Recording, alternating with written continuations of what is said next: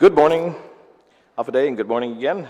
This public hearing will be conducted, of course, by myself, Senator Jesse A. Lujan, the Vice Chair for the Committee on Maritime Transportation, Air Transportation, Parks, Tourism, Higher Education, and the Advancement of Women, Youth, and Senior Citizens.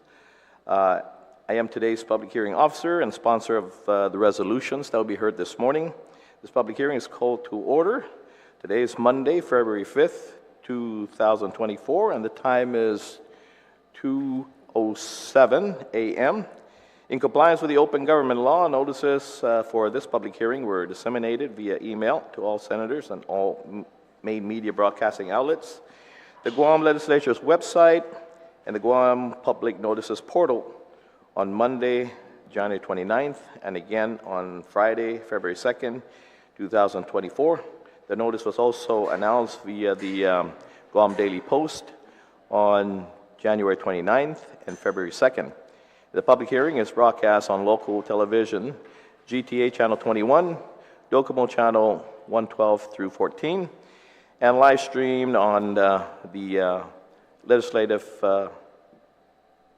Islatunan Guahan's live feed on YouTube. A recording of the hearing will be available online via the Guam Legislature via YouTube after the hearing.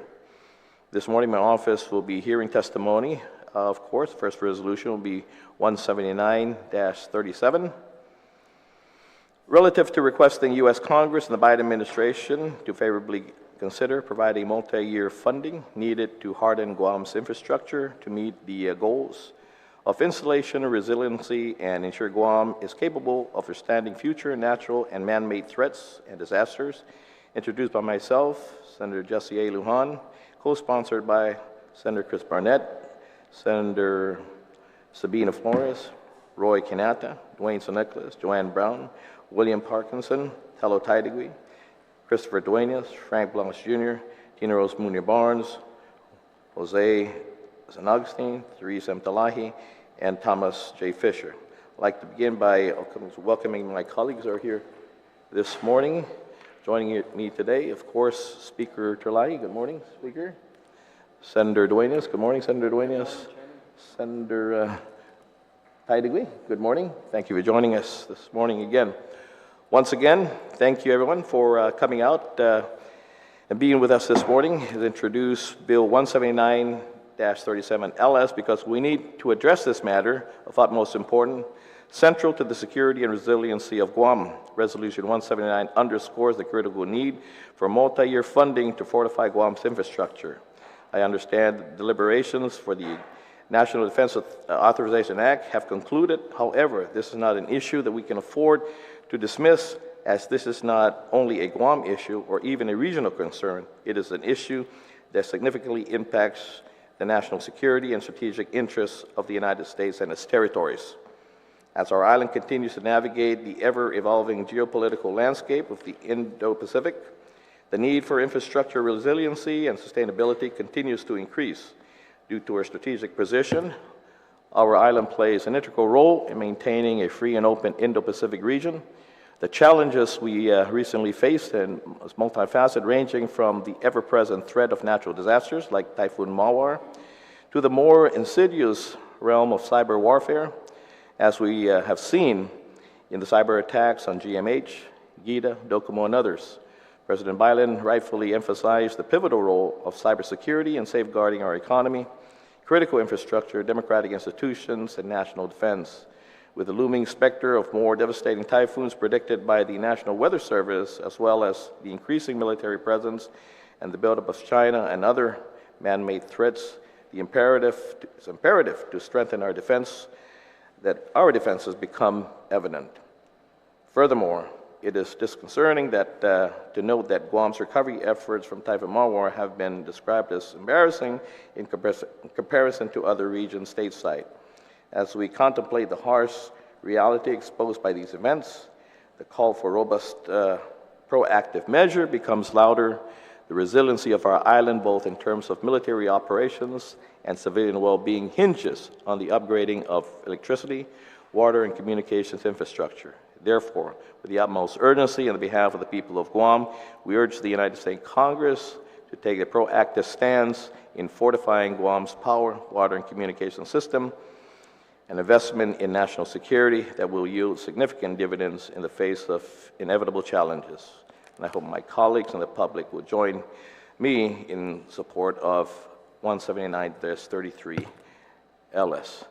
That being said, do we have the sign-in sheets for the folks that are going to testify?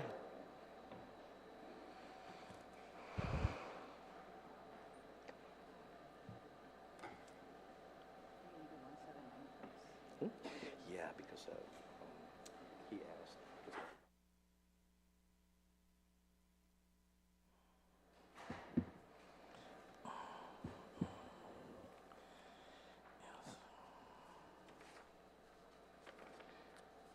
I know former Senator Simon Sanchez asked that 179 be placed on the agenda first. I know he's got a 10 o'clock doctor's appointment that he has to tend to. So we accommodate the former senator for that. Thank you. We have the folks, Simon Sanchez, Ginger Cruz, Marvin Crisostomo, John Benavente, Osana de la Cruz. This is for, okay. Yeah. No, up to John Benavente. Osana Cruz is for the other resolution. Okay, so Simon Sanchez, Ginger Cruz, Marvin Crisostomo, and John Benavente. Please come up.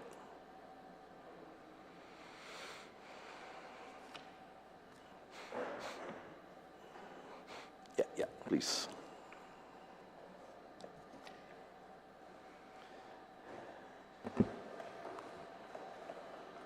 Morning, ma'am and gentlemen. And morning. Good morning.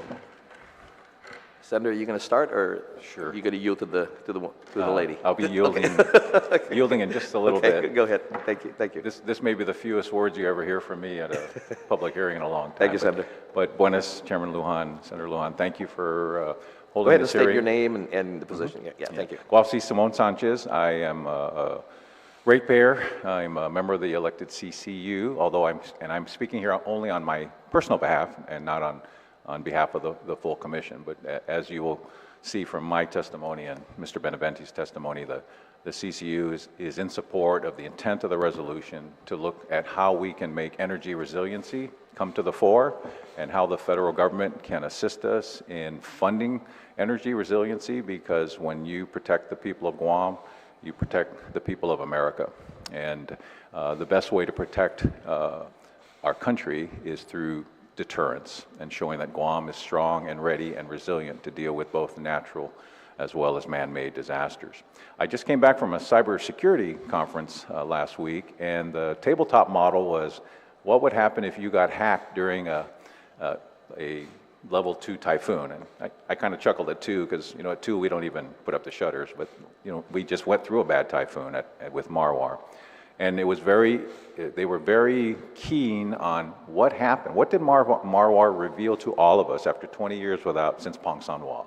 And while John is hard on all the polls, we saw that we still had trouble delivering energy to all the key places. And remember how it used to be just water in the hospital? Well, 20 years later, telecom has clearly emerged as critical for our community because everyone communicates with each other through telecom. So energy resiliency is critical, and the biggest contribution we can make towards energy resiliency is to put our system underground. So let me turn it over to Ginger. Ginger and I have been working as citizens, building advocacy, kind of thinking of what the Chamber of Commerce did years ago about advocating for more military presence on Guam, and it was a combination of civilian efforts, but without the governor, without the legislature, without you senators leading the way, we're not going to be successful. We want to speak with a unified voice. And Ginger and I had the opportunity to meet with key military officials here and off of Guam. And we think that this resolution is consistent with the information we learned and the goals of we can make Guam stronger and better by making sure our energy infrastructure is resilient. So let me yield my time now to Ginger. Thank you very much. Chairman Senator Lujan, Madam Speaker, Senator Dueñas, Senator Taitague. Thank you very much for the opportunity to testify on resolution number 179. We'd very much like to thank Senator Lujan for authoring this important measure and acknowledge the bipartisan support for the... Go ahead, introduce yourself and... I will. Okay, got it. Acknowledge the bipartisan support from the 13 co-sponsors, which shows great unanimity of effort that exemplifies the very best of Guam. I am Ginger Cruz, the CEO of Manted International, which is a consulting firm that supports defense contractors in the Indo-Pacific and in the Middle East. I also teach U.S. foreign policy at the University of Guam, and with over 35 years of experience in local, federal, and international policy, and as a Guam resident and a veteran of many, many typhoons and super typhoons myself, I naturally started to ponder a policy solution as I sat in my dark, waterlogged apartment back on May 25th of last year. My first call was to Utilities Commissioner Simon Sanchez. And within a few weeks, the two of us began working very closely together on ideas for a long-term fix. We'd escaped storms for about 20 years, but Typhoon Mawar quickly reminded us that Guam is in the middle of Typhoon Alley. The damage to our economy and military bases was significant, but updated technology and a national security focus have opened up new possibilities for us. Just as Guam shifted away from wood homes after Typhoons Karen and Pamela, and we moved to concrete poles after Pongsanhua in 2002, coastal communities are now taking the leap to put lines underground in the face of increasing weather threats, soaring insurance costs, and heightened dependence on power for critical telecommunications needed for electric vehicles, AI, healthcare, and more. Also new is the lower cost and improved durability of underground lines. Residents who already have underground power, a few areas in Tumon, for example, had lights and internet all throughout Mawar. Imagine everyone weathering a super typhoon with water, power, and internet staying on the whole time or being restored in just a few days. To get there will take money. The current estimate for putting the transmission lines to the water wells and the main transmission underground is $6.4 billion. That's too much for the ratepayers alone, but spread out over years and multiple agencies, FEMA, DOD, Energy, Interior, and supplemented by capital funds from the ratepayers, the reality comes into focus. We can do this. We're not asking for handouts. Instead, we need to identify where common interests pool funds over several years and get us to our goal. Military installations span our island from north to south. DoD support for transmission between those sites can be a significant part of the funding puzzle. Guam sits at the forefront of strategic deterrence against China and North Korea. Billions has been spent here, and no other U.S. soil is closer to Asia than Guam. That investment and military readiness cannot be compromised.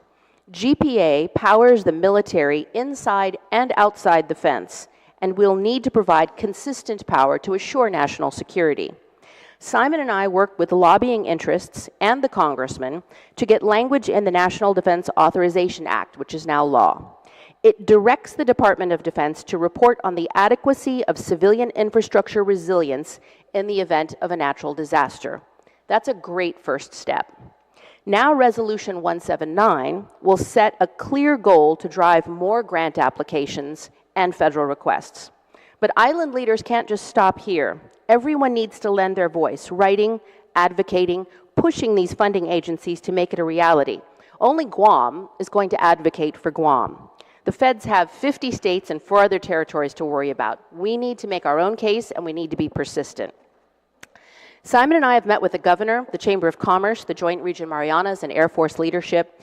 Everyone agrees there is value to the concept, which has so many benefits, like savings on constant tree trimming and pole inspections, reductions in threat from wildfires during high winds, like what happened in Maui last year, beautification benefits as the poles and lines disappear, which is great for residents and tourism, security from car crashes and man-made disasters, reduced economic downtime and elimination for storm recovery unemployment assistance, lower installation and maintenance cost with waterproof cables that can last 100 years, no need to fly extra bucket trucks and miles of new line after a storm, and strengthened national security. For what good is a 360-degree missile defense when a storm can take out our power and comms? GPA has experience putting the lines underground, and they've received funds from the Department of Energy to get it started. They're now working on a request to FEMA for multi-year funding to put more transmission and lines to water wells underground. But they need everyone's support. This resolution does that. 10 years from now, when we look back from our typhoon-proof island, we will appreciate the vision and perseverance of the leadership that fought for a better future. Thank you, and I look forward to any questions.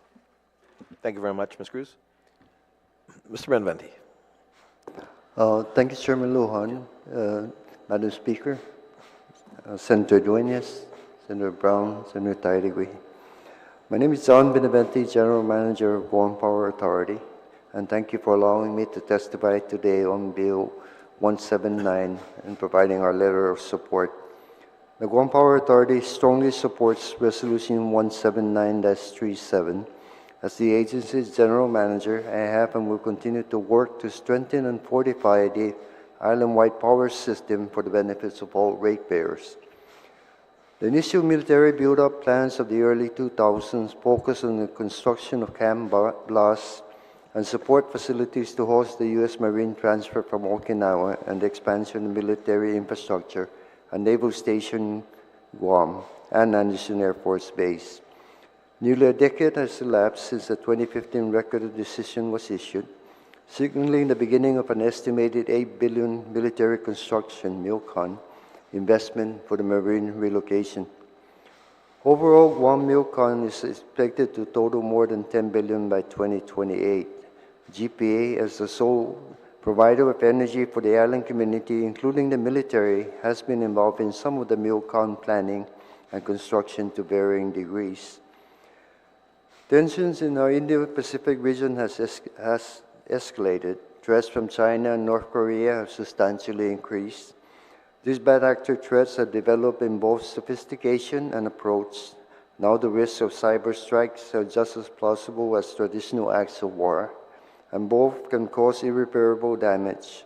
Nature, as we saw recently with Typhoon Mawar, remains a credible threat to our infrastructure and can negatively impact our community's quality of life, health, and readiness. Our energy infrastructure must be resilient to these threats. Resiliency measures must be carefully considered and written into the energy infrastructure projects. 10 years into the military build-up, we find ourselves continuing the discussions of the issues and challenges of Guam's role in the security of the United States and the Pacific region. Guam's strategic military importance to the U.S. is obvious and undebatable. The current conversation must focus on the foundational tasks necessary to support the military's mission and mitigate the impact to the island. Our community, including our DoD partners, must be guided by the 4 pillars penned by the Secretary of the Navy, Robert Work, in 2011, best known as One Guam.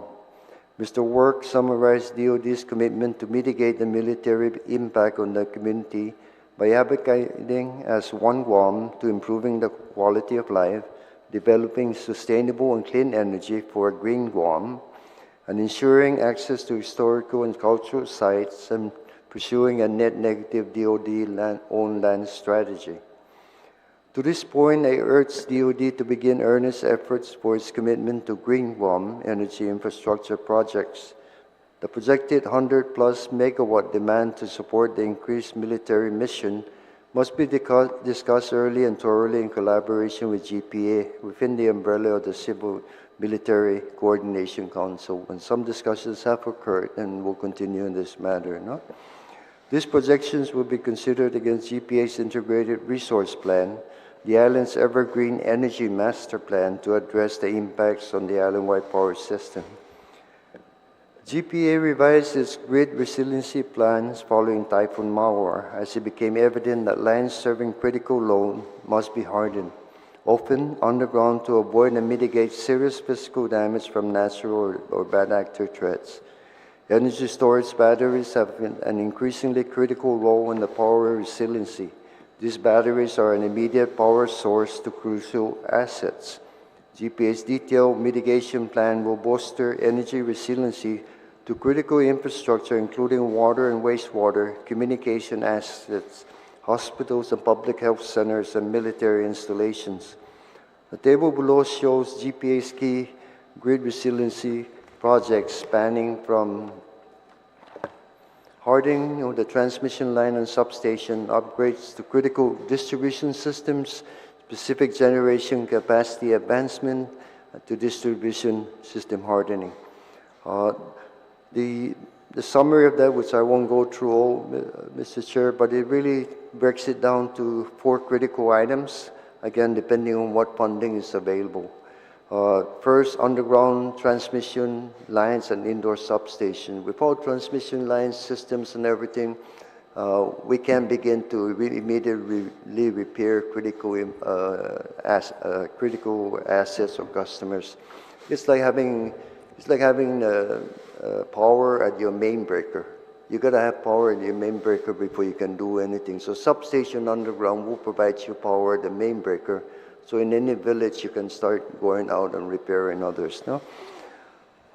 Critical distribution system mitigation. We're looking at the water wells most especially, and others including communication system and there's many infrastructure that we should take care and underground, and so that recovery after a storm most especially, and if any threat occurs, it becomes provides us the best resiliency, no? And then we look at other critical infrastructure like energy storage batteries. That really provides us more capacity on the island and improves the power quality of the system as we move more and more towards renewables and all of that, replacing some of our other generators and systems that have been around for over 30-some years. Then the last item, of course, is undergrounding the rest of the system. You want to make the best bang for the buck, so you go in and you try and underground what you could as you go along to these infrastructures. But to underground the whole system, we're totaling somewhere around $6.4 billion. No? The cost of a full underground system, excluding 115 kV, this is the big line, which of course is quite expensive, but also is not as critical as other components that could be repaired, and once it's done, it's not as critical today because with the Okudu power plant being completed, most of the capacity is up north where 60% of the load are. So before, when it was down in Cabras, we had to bring all that power to the north. Now that being the case, that's why the under 15. We want to underground that too, but again, technology and other things has to address it at the future time. But again, all of these projects is estimated at $7 billion, and our ability to obtain this level of funding through traditional borrowing, bond borrowing, is doubtful. I mean, right now we're coming up against a ceiling of about $1 billion. How can I get the legislature to even be able to authorize $6 or $7 billion bonding for GPA? The feasibility of this magnitude of financing, again, by Government of Guam was addressed in the 2009 GAO report, which noted that financing all base infrastructure projects to mitigate the military buildup will impact Guam's debt ceiling. Even if GPA were able to secure this funding, power rates will certainly at least double. No? So what you're looking at, about 30 cents now, will be over 60 cents, and that certainly is not affordable. We have gone through the process of putting affordable grid resiliency by putting in concrete poles, which certainly has proven its worth. But now to get to the next level of resiliency and reliability, and most especially because of all the threats that are out there, we need to go to underground. No? So significant improvements to the island's energy infrastructure to date, including the new 198 megawatt combined cycle power plant, have been borne by GPA and its ratepayers through bond borrowing and project financing. It is inequitable to burden the ratepayers with build-up impact mitigation projects. GPA is actively seeking grant funds from the Infrastructure Investment and Job Acts, Inflation Reduction Act, FEMA, the Department of Homeland Security, US DOE, and other federal partners for these critical energy capacity and resiliency projects. However, there is no guarantee of funding or timing thereof. GPA has also engaged in numerous conversations with various branches of DoD regarding the impact of the buildup on energy capacity and resiliency. No firm progress has been made in this regard. Therefore, I also urge DoD to coordinate with other federal government agencies and GPA to identify multi-year funding and ensure the infrastructure projects are prioritized and completely with due efficiency. We understand that even if you gave us $6.4 billion today, there's no way we can get it done tomorrow. No, it's going to take a multi-year effort, maybe 10 years plus, no, to get this thing done. But at least the ball needs to get rolling, and we can make the most impact and great resiliency with the initial funding that will come from this. No? So we support Resolution 179-37 and further request the U.S. Congress provide multi-year funding needed to harden Guam's infrastructure to meet the goals of overall resiliency and readiness. Furthermore, GPA supports DoD mission and presence on the island. However, the increased energy demand strains the existing electric infrastructure, and billions of dollars have been spent on military construction. The same financial and political commitment must be made toward boosting the island-wide power grid that provides the energy to these assets.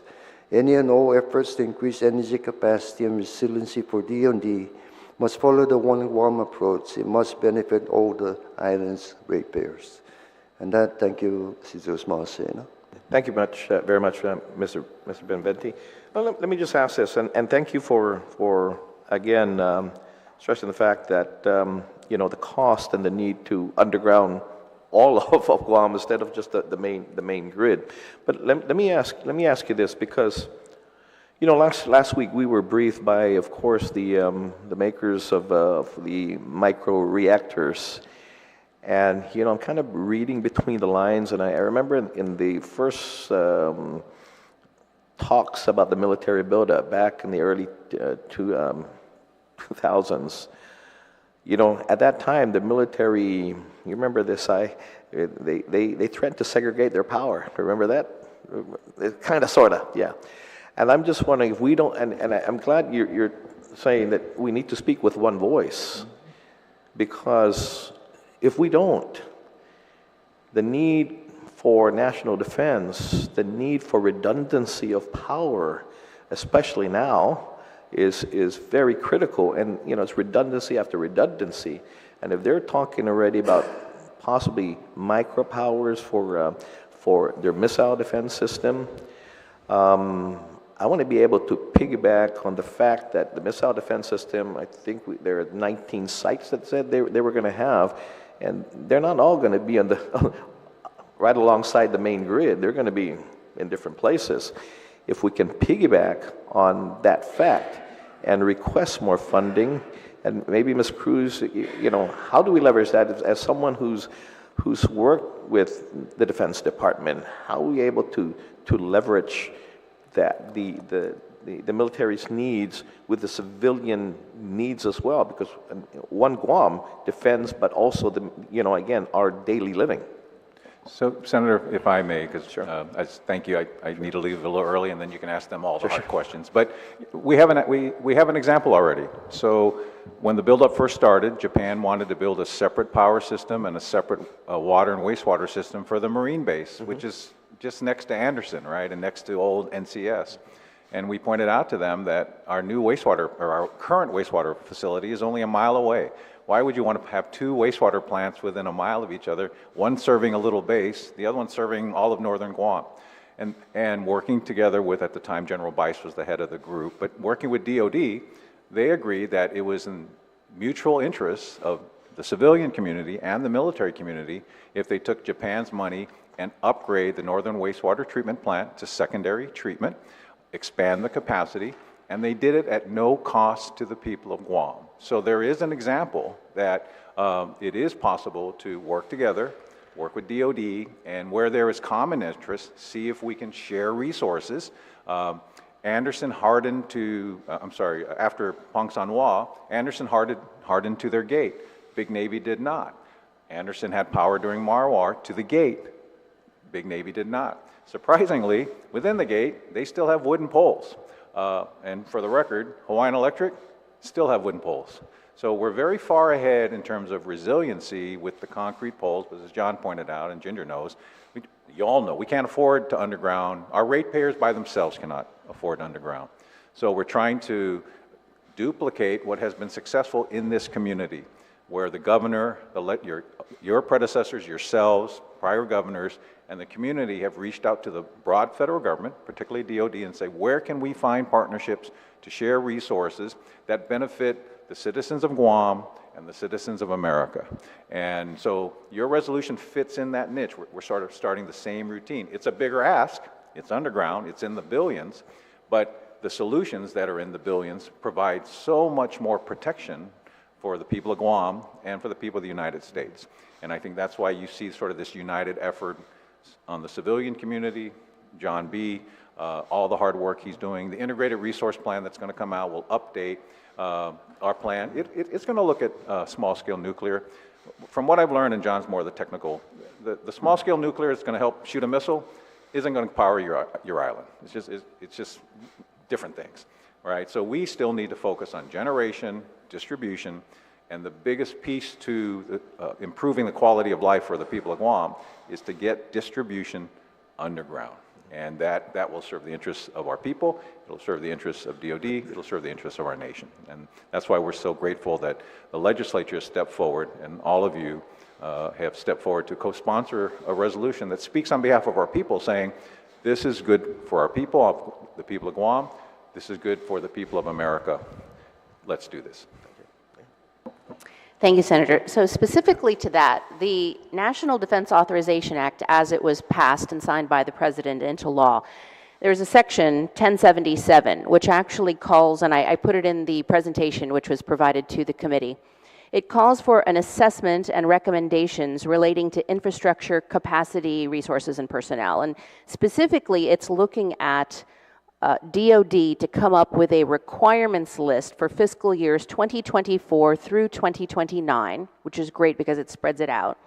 And it says the elements that should be reviewed by DOD include an assessment of whether DOD infrastructure, capacity, resources, and personnel are sufficient to meet the expected demands during relevant operations. And there is a portion in there where it talks about infrastructure resiliency.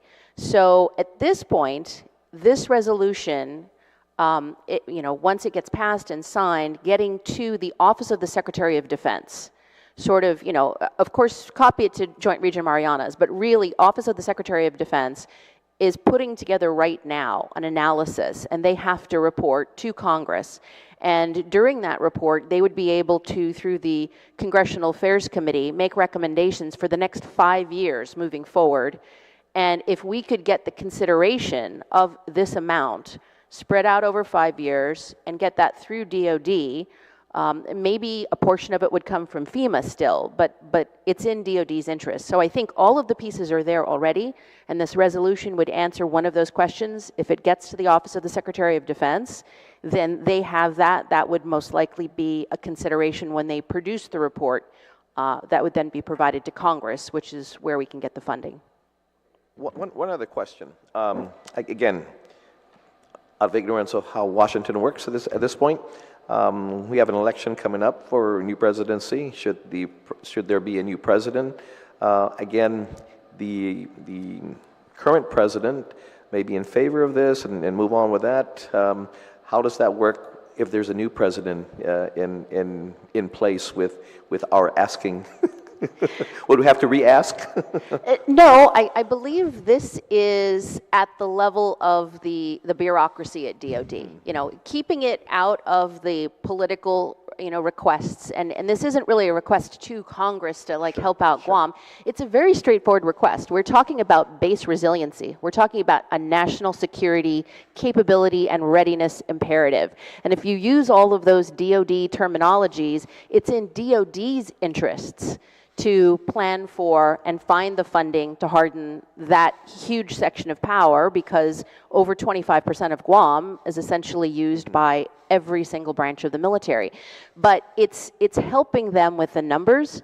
It's helping them with GPA's expertise in knowing what is the cost, what is the estimate, how many years would it take. When you provide all that information to DOD, instead of them trying to look and find the answers, it would be there, and then with that push and with a dialogue with DOD, I believe they'll push for it. I would hope so. That, as well, like we're a part of, very integral part of a transition, that Guam will be a part of a transition team for that there'll be a smooth handoff, that we're not forgotten, and so it rises to the very top of importance of national security. So again, we need to push whichever side, again, and asking both parties, Democrat and Republican, that we have a good, be a part of that transition team, whoever that party and leader may be, that we make sure that we're in the forefront of national security. One other point that I would make is that the Congress in general, both Republicans and Democrats, have recently raised the issue of infrastructure resiliency. There was a very influential report that was put out by the Congressional Research Service, which said that while DOD spends a lot of money on toys, they love the new ships and the new planes and bases, they said if you don't have the essential infrastructure to support those planes and those ships, they're not going to be able to function. Mm-hmm. And so the Congress has taken that very seriously, and the emphasis on infrastructure resiliency is part of what OLDCC does. I believe that the OLDCC office, which coordinates with the governor's office, and I'm sure you've met with them here on Guam, Steve Chung, they consider energy resilience to be a key issue. So the issue, I believe, is gaining in prominence. The difference that this will make is that it will send a clear signal that Guam really needs this, supports this, and not only that, we're not just empty, asking, hey, help us out. GPA has already done the studies. They know what it will take. They know the funding amounts. They've already got an idea of what the phases would be. That's a huge part of the argument, and if we demonstrate that to DOD, I believe they'll respond to the organization and the capabilities that Guam has and that GPA has, and it will make the question of funding easier. I hope and pray as well that there aren't members of Congress that would view Guam as some of them view the Ukraine, because we're not part of 50 states, but as a territory, and that the investment in Guam is in the investment in America, and not necessarily put in and I think that's again hopefully Congress is not that ignorant in their thoughts about our territory. But anyway, I'll go to my colleague, Senator Dueñas. Mr. Chairman, and thank you for the invitation to be a co-sponsor on this very important resolution. I think the old adage, timing is everything, is in full swing with regard to this presentation of the resolution. And I wanted to, first of all, thank the panel and the advanced work that you've done in order to be able to, I think, get us there in a time certain. And of course, with you, Senator Simon, as well as John B. and the entire team working, with getting us closer to that strong resiliency in terms of our power system, it only makes sense that as that power system now that's sending out power has consistency in where it's going to be sending it to, and how that, I think the infrastructure piece is pretty solid, just based on your presentation and other things that you've all been working on. I kind of wanted to maybe move a little closer over to, and it's in the resolution, of course, the, and I think it was the recent presentation by Christopher Wray and others, I was catching this on the national level, that even more so heightened, I caught that over the weekend, are the issues of cybersecurity, security overall, just being at the top level of consideration right now. So maybe I'll go to you on this, Ginger. In the NDAA, it seems like a lot of the push here was on the infrastructure piece. Was or do we need to come on more? The rest of this resolution will send that message as well, because it's in here. But will Was that a piece also in terms of a presentation that got us to getting that submission in the NDAA? I believe the infrastructure, the hard infrastructure that we were talking about was really focused on water and power. I think it was a shock to DOD, if I can overstep a little bit, to see how set back they were after Typhoon Mawar at both the Navy base and the Air Force base. There was a lot of damage. There was a lot of things that had to be fixed. Cyber is a completely different and absolutely critical issue. Right now, the Department of Defense, in the last couple of months, has put in a couple of mandates that are going to be hitting everyone in the next couple of months because no one is prepared. Businesses are not prepared. I mean, it's going to affect even small businesses that provide the simplest tasks to DOD in support of their efforts on Guam. Nobody is prepared for the costs that will be needed to protect the cyber infrastructure against hacks, against email spoofs, against critical infrastructure. I know that all of the infrastructure in Guam, the telephone authorities and the power authority, the hospital, do get attacked constantly, and those are only probes. If the malign actors from North Korea or China do decide that they actually want to attack, Guam is not going to be able to defend itself. So the sooner that we get resources to be able to do that, the FBI, the Department of Defense, obviously are looking at that now to help us out, but I certainly think that's a matter that the legislature really needs to look at this year because it is absolutely critical, and if none of us are able to access emails or our emergency systems, which rely on these pieces of telecommunication, are somehow taken out, it could result in the loss of life, and it's probably the most critical issue for 2024. Great. Simon, so that segues me to you. Are there current ongoing talks at the CCU level? Do you have a committee or the like that's crossed over into public-private partnership capabilities where I think this is something when we finally get to this, because I say when, I don't think this is an if. We got to get there. It's a matter of the funding. But you have now what my favorite friend JB loves to talk about, economies of scale and harmonies of interest. So you've got all this infrastructure going underground. Is there ongoing talks with Telcom and others that, let's do this together as well? Well, I'm going to just briefly, and I'll turn it over to John B. But I mean, clearly, there is at the CCU level. There's a committee just on cybersecurity. I just came from a cybersecurity conference, and right at the end, a member of the White House came up to me and said, "Look, Guam is on our radar at the White House level, at the DoD level, because of all the reasons we know why we're important out here, which is why you're crafting this type of legislation, right? And cybersecurity is extremely important. Not only are you trying to protect customer data, which is ransomware, right? You're trying to just protect the entire system, right? Because everything we do is run on systems. And so let me for more detail, John is committed to cybersecurity. I would say the only thing I wanted to add after attending last week was to tell John and our team, don't be shy about bumping up the budget for cybersecurity, because even if we're underground, we can be shut down if our cybersecurity is not where it needs to be. And so John has far more details. I don't know how much he can tell you before you'd have to kill you, but clearly cybersecurity is of critical importance. I think we currently spend about $1 million a year, and I've told our leader who needs to work with John, don't be shy about bumping that up, because it's how bad people are going to try to hurt us.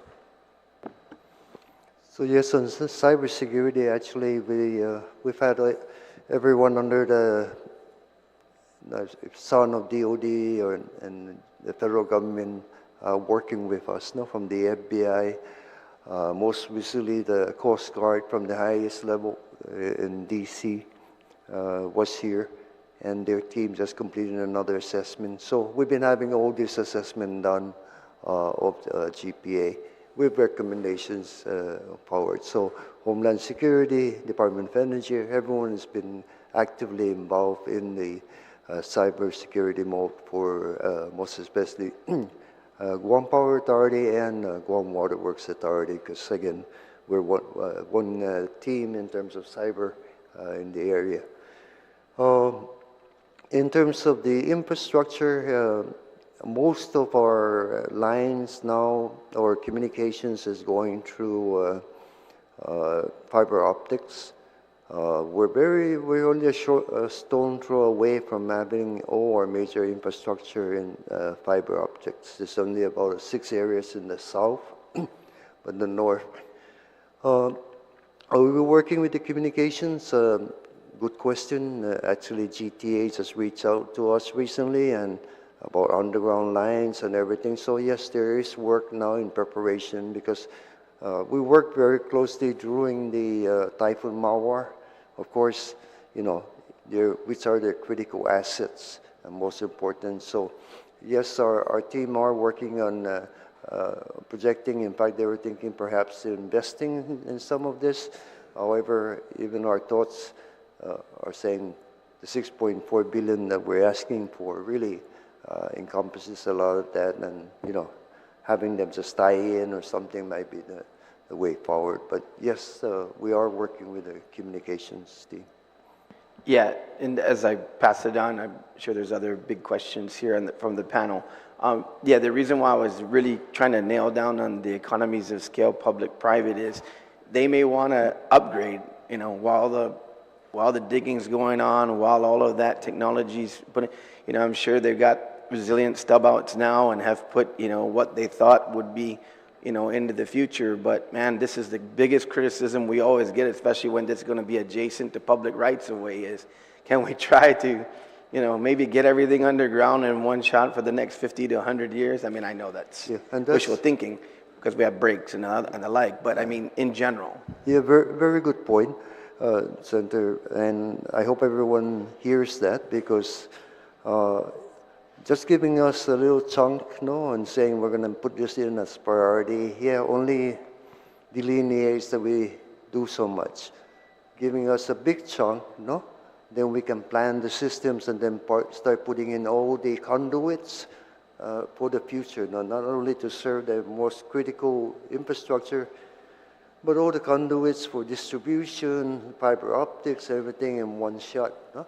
So having a big, I'm just asking 6.4, and I say that because I think Virgin Islands had 2.2 billion, Puerto Rico got 11 billion, and ours is only 6.4 billion. So if we had, and again, a commitment over years to put the construction in, then we can plan and do exactly like what you're talking about. Otherwise, I mean, economies of scale, we cannot do much for the bank. We're going to be going back and digging up the roads again and that kind of stuff.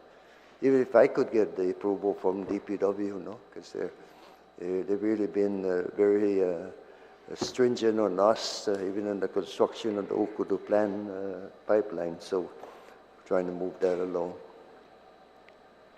I want to thank you all for your work and the thought and the energy you've put into this. I think that certainly the committee, no question about it, I agree with you, Ginger, and the panel. I just think that this is something that is going to be an all hands on deck and a sustainable approach to how we, you know, stay committed to the process. Because I just looking at it, just makes so much sense. The simple statement of you can bring in all the power and all the, you know, the goodies, as you mentioned, but if you don't have that resiliency, it's meaningless. So I don't think it's if, I think it's when. And so look forward to continuing to work with you past this, beyond this resolution. I'm sure it will get unanimous, hopefully, support on the floor.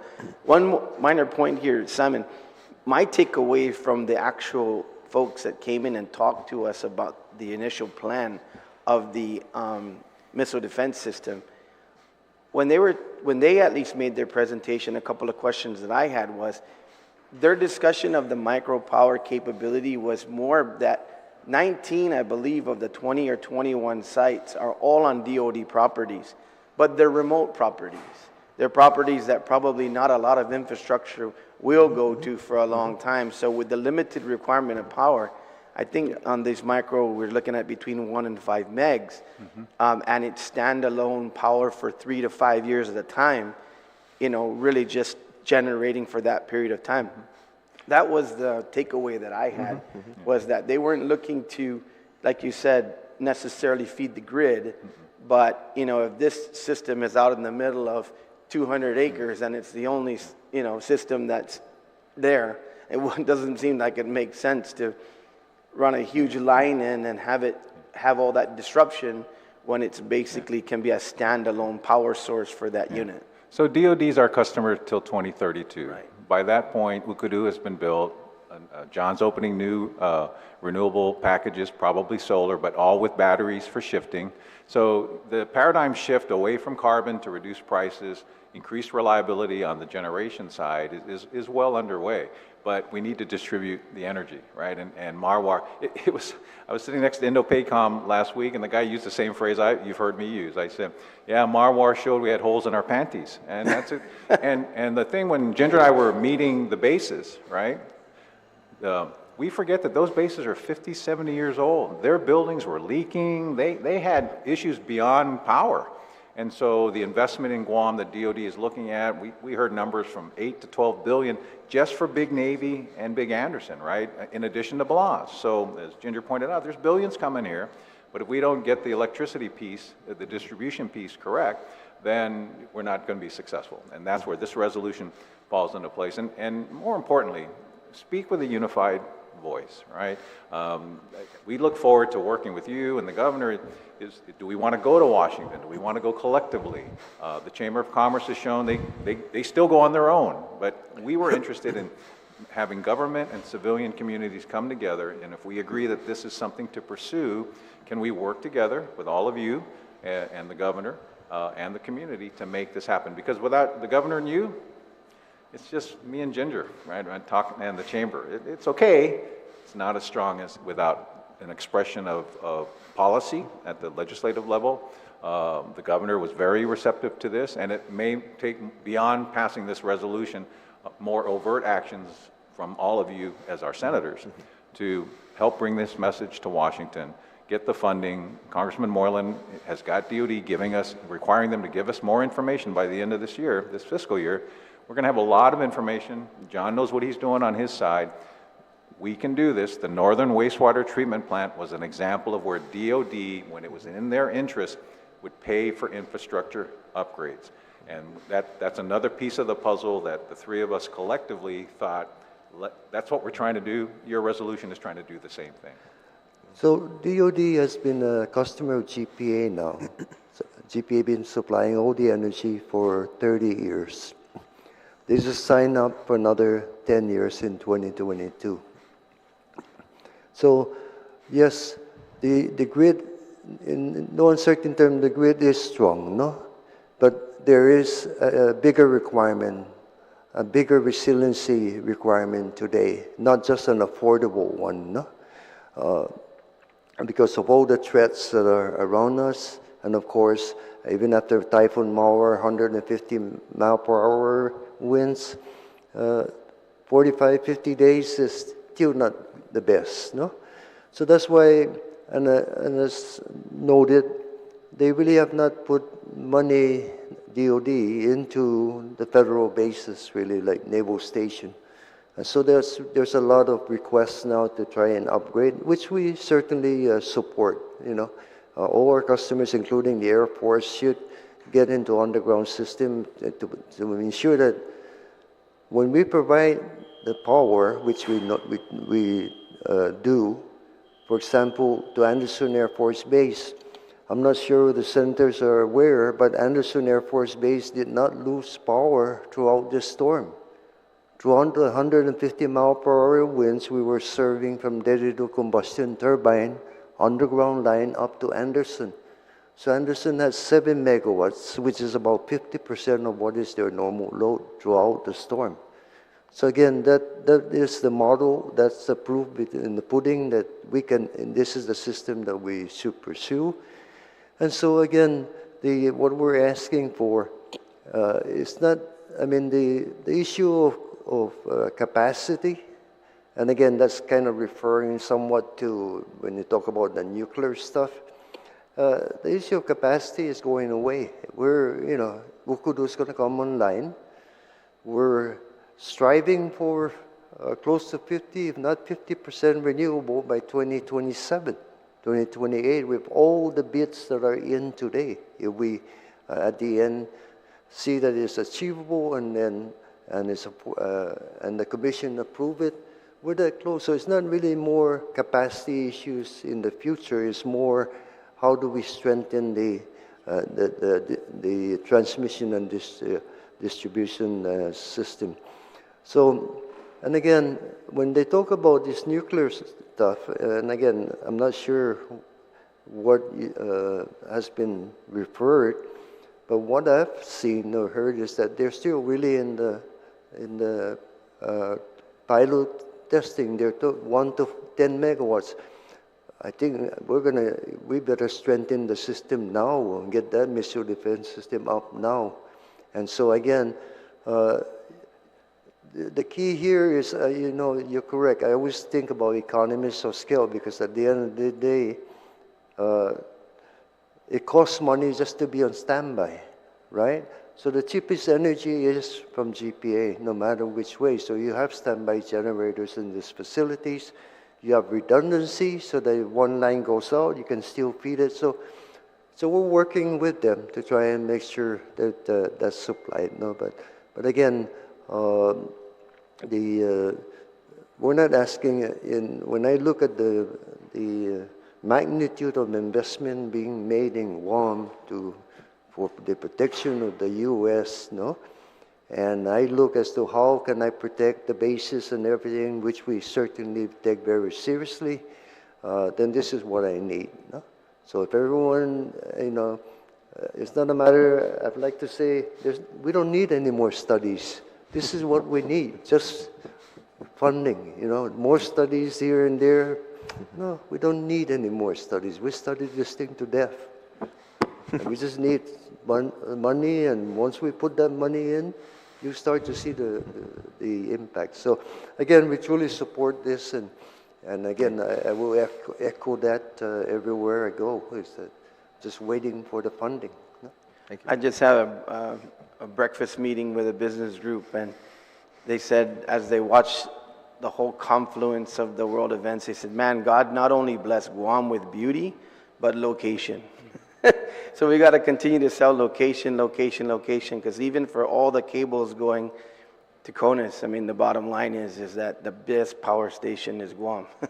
So we got it. We just need to just finish the loop. But anyways, thank you for your presentation. Thank you, Mr. Chairman.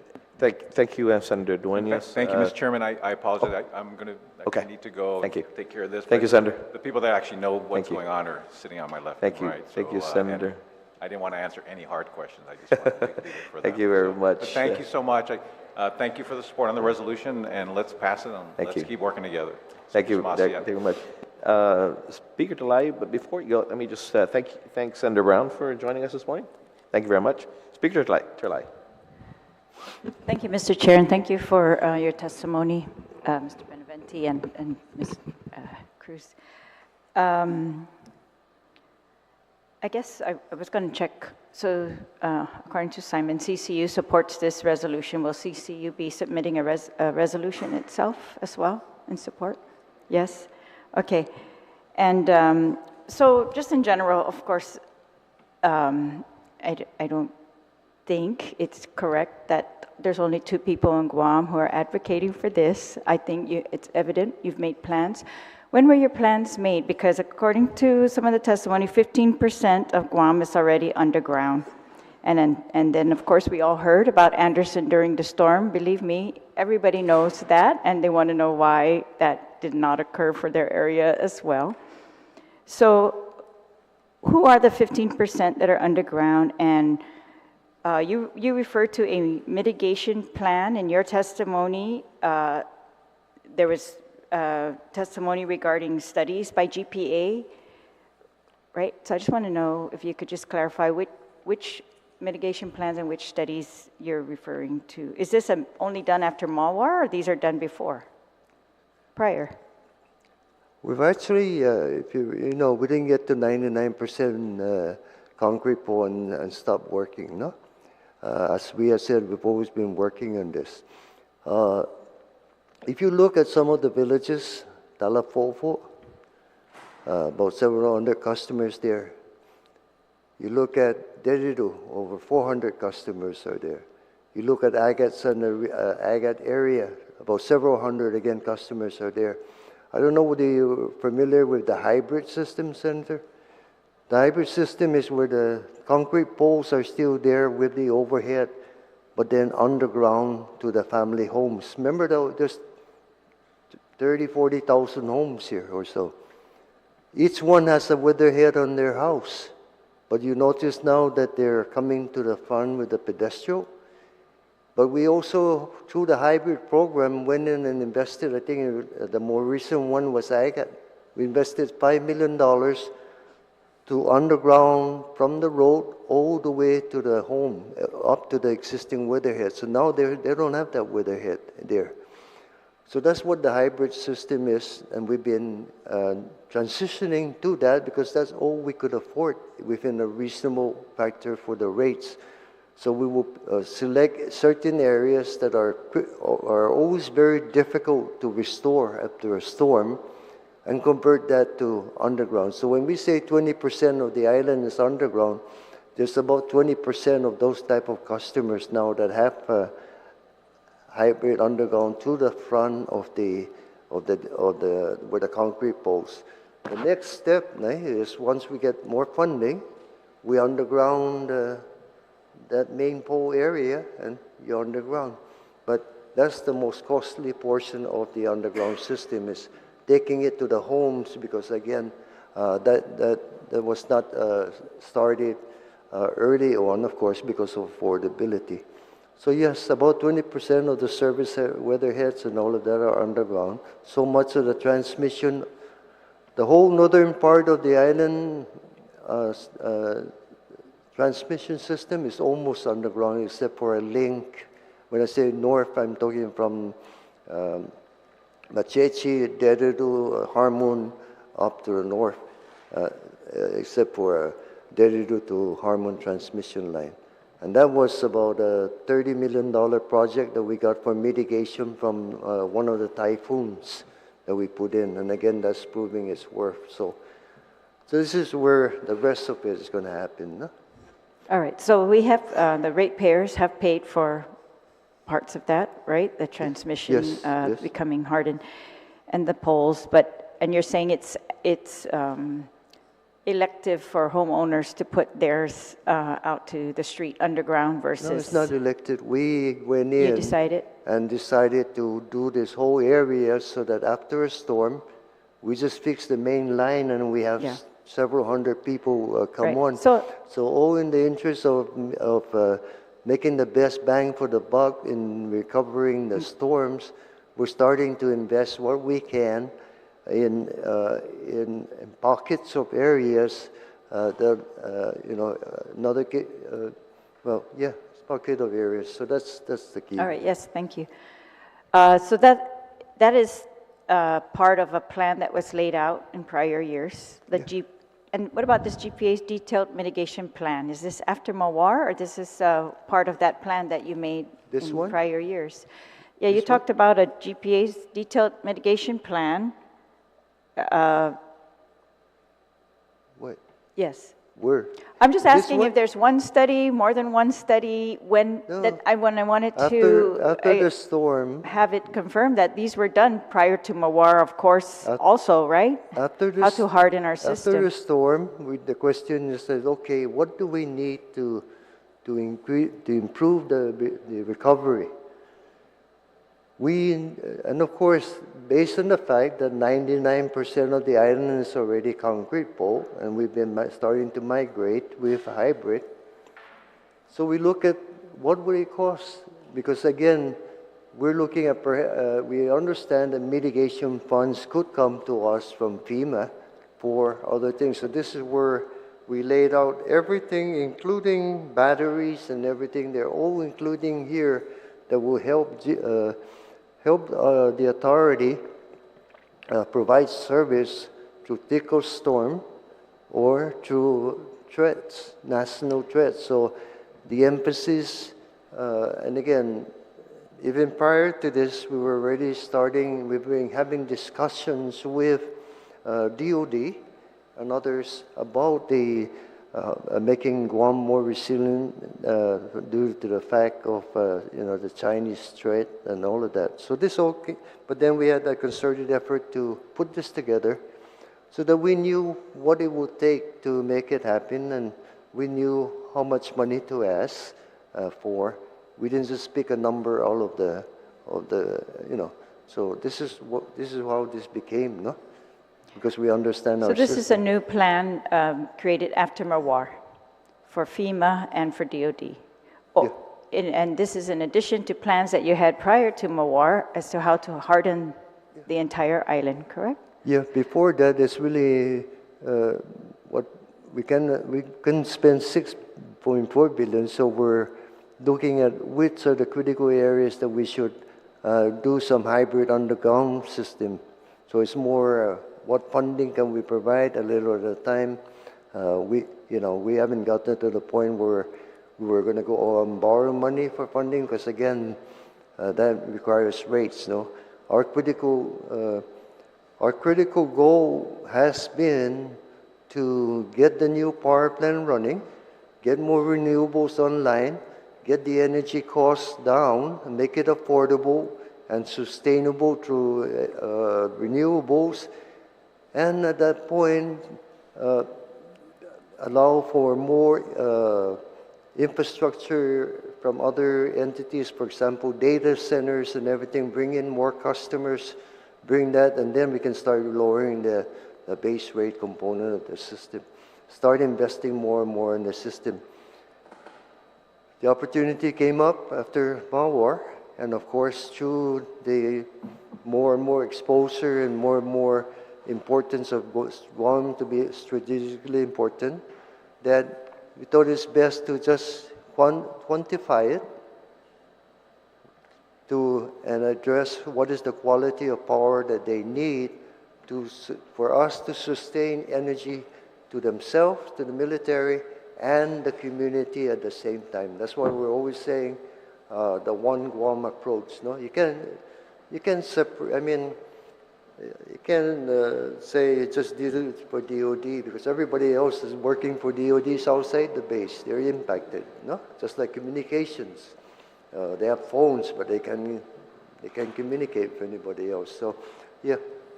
So yes, there's been an effort towards some undergrounding, no, but not. This is now underground the whole system, no, 6.4 billion, which we support what the resolution of the legislature is asking. All right. Maybe I should preface my statements on, of course, we all support undergrounding. We support DOD's contribution to that, absolutely. So I just wanted to know, what were your plans prior to Mawar? I wanted to clarify whether GPA had any plans prior to Mawar to do that, to continue to harden our systems, put the rest of us underground, things like that. Yes. But, so,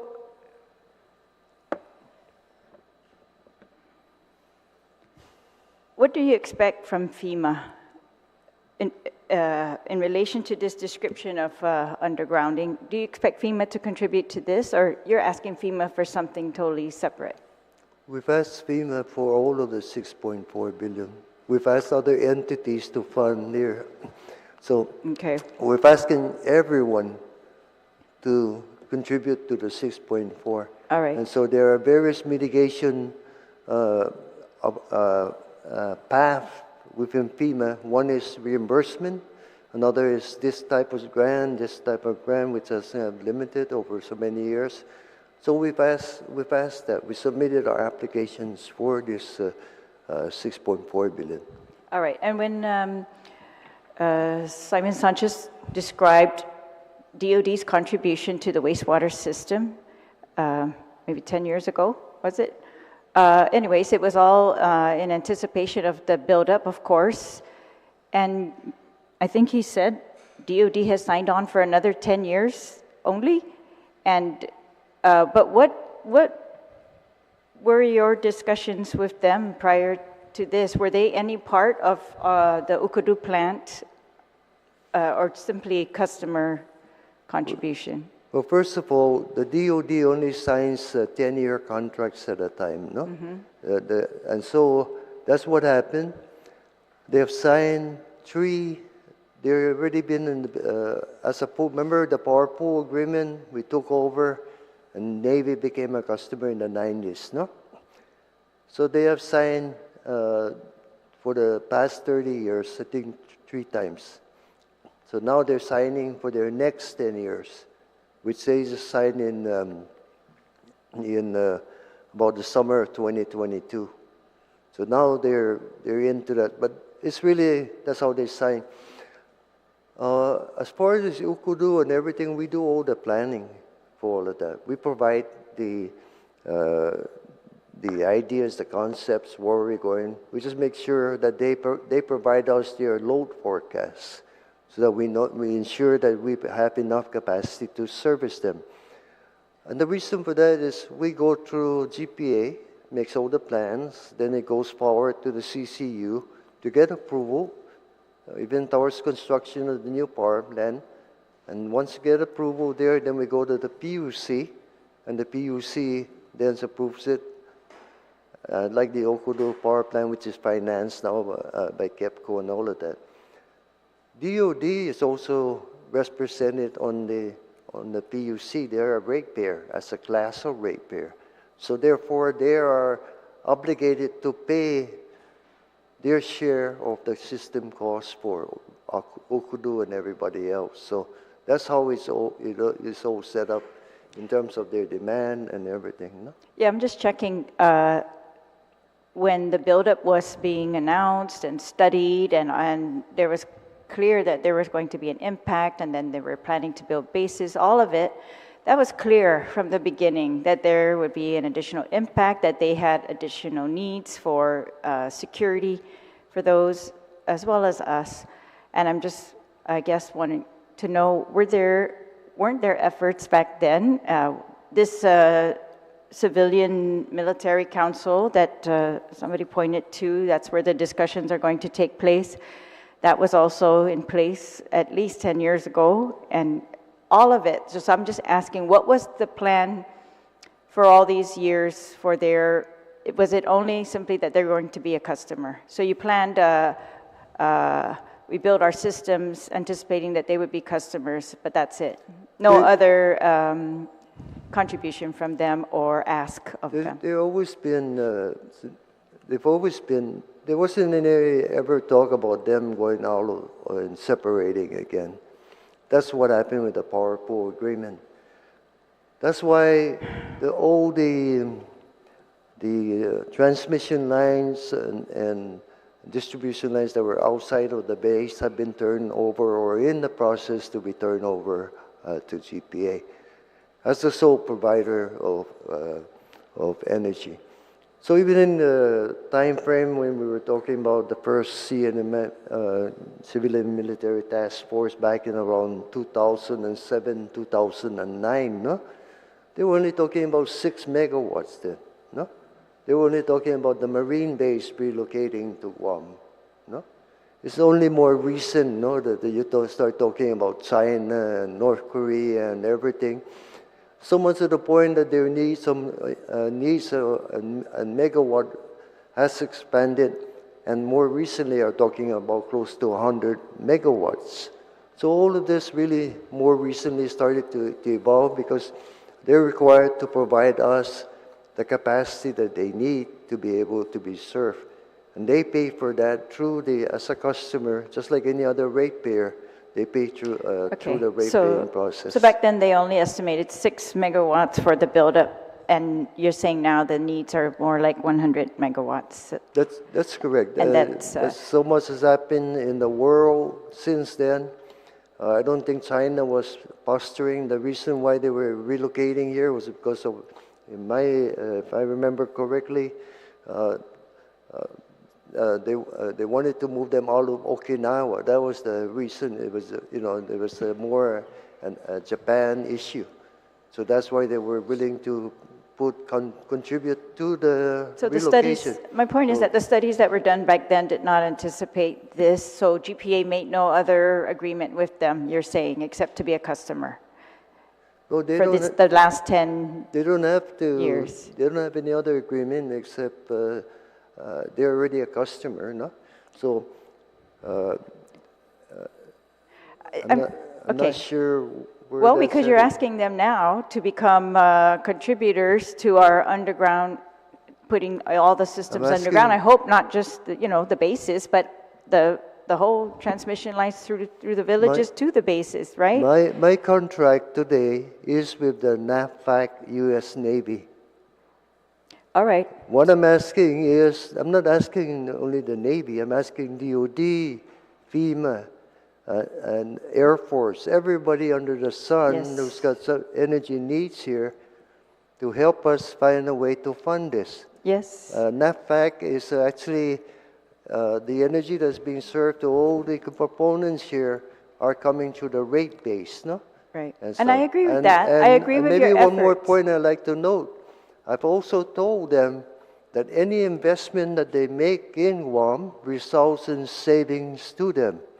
Because if GPA doesn't have to go out and fund $6 billion, what does that mean?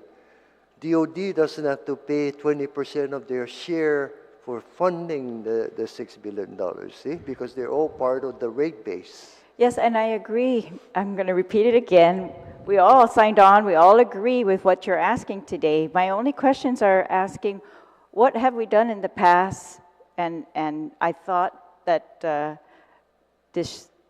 I'm just curious because I'm curious why this has not been done What in do the you mean past. what we have done in the past, Senator? As far as asking them for contribution in similar ways as what we're asking now, only after Mawar. Well, If that's the this case, issue- that's why I'm asking you for your prior studies, because I thought that that might have been the case earlier. Yeah. And that when they came in for the build-up, I thought GPA laid out very much, the impact that was going to have on us, so that Yes, might I have been still- discussed earlier. I But that's still don't okay. understand your question, but All let me right then, explain. that's okay. Let me explain though. No, Where our emphasis has been on production and renewable energy, because the biggest component that has been upon us has not been whether, the typhoon mower and anything. That's been 20 years since that, right? Power has been going well. So the biggest component has been the cost of energy to the people of Guam, including the military.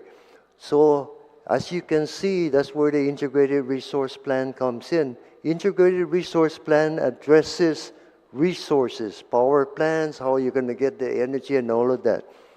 As far as transmission and distribution, that's an ongoing process that goes on through our engineering, no?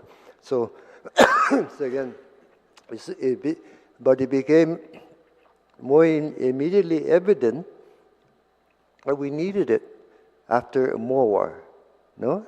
And so here we go, moving forward. Thank you. Can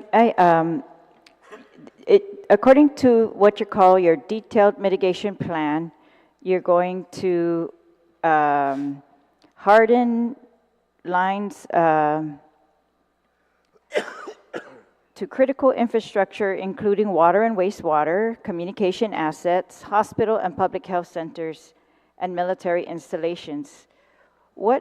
Can you just talk to us about the hospital? I saw one part in here about the Naval Hospital feeder, but what about the local hospitals? How are these already hardened? The hospital is not hardened. No, I'm saying what about the local hospital? How Yeah. is it hardened? Yeah. Because There's underground transmission line all the way from Ukudu, Harmon substation, underground line all the way to GMH. all right, So- that's what I thought. So after the storm, how was it for GMH? GMH had a lot of internal issues there. After the storm, there was an issue at the Harmon substation. Which, remember, I told you that we served the Air Force. Well, that power came all down the way to Harmon. But then there was a switch issue within Harmon, no? That didn't prevented it from going all the way down to GMH. So after the storm, the next day that we're able to get out and make repairs, GMH was back by that evening, no? So that's why GMH is hardened. But they had power right after the storm. Okay, thank you. Can I just ask, does GPA pay for lobbying in Congress? Does GPA? No, we don't pay for lobbying. All right.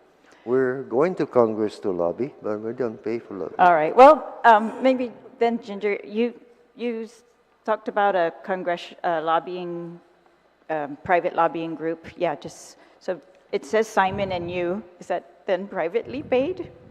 No, it's not a matter of paying, actually. We got creative, and it's something that we like to work together with the Guam Chamber of Commerce. So there are many business interests that currently operate on Guam or that are looking to operate on Guam. And it is in those business interests to have consistent power supply. So what I did is I utilized some of those companies who are looking to come here to Guam because they're already talking to the staff that's putting together the NDAA, and I mentioned this, and they said, hey, that's a great idea, we're going up to the Hill, we're supporting Guam, because the more funding Guam gets, the more opportunities there are for these companies to do their work. So they, as a favor, pro bono, said that they would mention this, and they would see, specifically on the Senate side, retired general from Indo-PACOM said that he would bring it up. So it wasn't like a formal thing, we didn't pay for it, but that's it's like the coconut telegraph, right? People who support Guam, you go to them and you say, it's in Guam's interest, it's in your interest, can you help us out? And we did get help with that, and we were very grateful. All right, thank you. And finally, your testimony refers to 5 years of funds from the Department of Energy toward undergrounding. That's for GPA? Yeah, that's the grant that GPA already got was a forecast of 5 years, but I believe you've gotten 2 of the 5 from Energy now, right, John? Where would that go? It says 5 years of funds from Department of Energy toward undergrounding. Okay. All right, then. Thank you. Thank you, Mr. Chair. Thank you, Madam Speaker. Thank you for mentioning that, Ms. Cruz, because likewise, I had spoken to Matson's management, previous management and current management in regards to their lobbying efforts, because I know they have big lobbying efforts in Congress, and I said, hey, if there are Guam needs, can we piggyback on your lobbying efforts, to get what's needed for Guam without us paying them, because they're already being paid and they're operating here. So can we piggyback on their efforts? So thank you for that. And again, as the previous management and current management of Matson, they said, yeah, just let us know what you need. So there's an entity. I think it's Mr. Ballon that's there now. And so, like I said, I know they have big lobbying efforts in Congress. So whatever our needs may be, please utilize as such. But thank you very much. Thank you much for that. Senator Taitague. Thank you, Mr. Chair, and good morning to my colleagues. I'm not going to be too long. I know that we have another hearing coming up, and thank you for your patience, by the way, Madam Counsel General. Appreciate you being here to testify. It's always helpful when we have people who've studied the issue, who are the experts in the field, to provide us information and definitely the answers to our questions. I do have a question for GPA. If they were able to seek out funding already for this type of infrastructure, what are we calling it? For the ones in our list? The hardening of Guam infrastructure. Have you already seeked any kind of federal funding or grants opportunities or, out there? Yes, we've been submitting to various grant opportunities. We've also submitted to FEMA for the mitigation funds. So we submitted. How much are you seeking? 6.4 billion.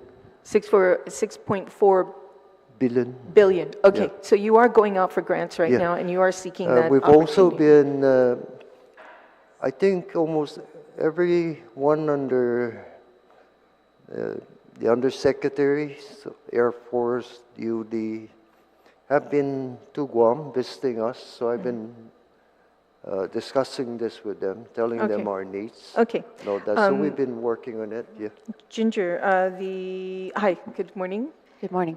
The PowerPoint presentation that was, that was given to us on Guam Resiliency Initiative, on page 19, if you can go to that page, you know, acronyms, especially when it comes to military, you really don't know what they are, and I just need your assistance on Sure. on page 19 where it says defense.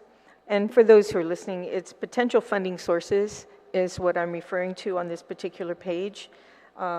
Yes, Senator. MILCON, what is MILCON exactly? So military construction funds, those are the most significant chunk of funds that come out every year in the NDAA. Okay. And the money that was used to fund the undergrounding of Anderson Air Force Base power was done through military construction funds, which is MILCON. And the next one is what is that? It's operations and maintenance funds, which is another pot of money which are used by the bases Now, who to has control of- reconstruct.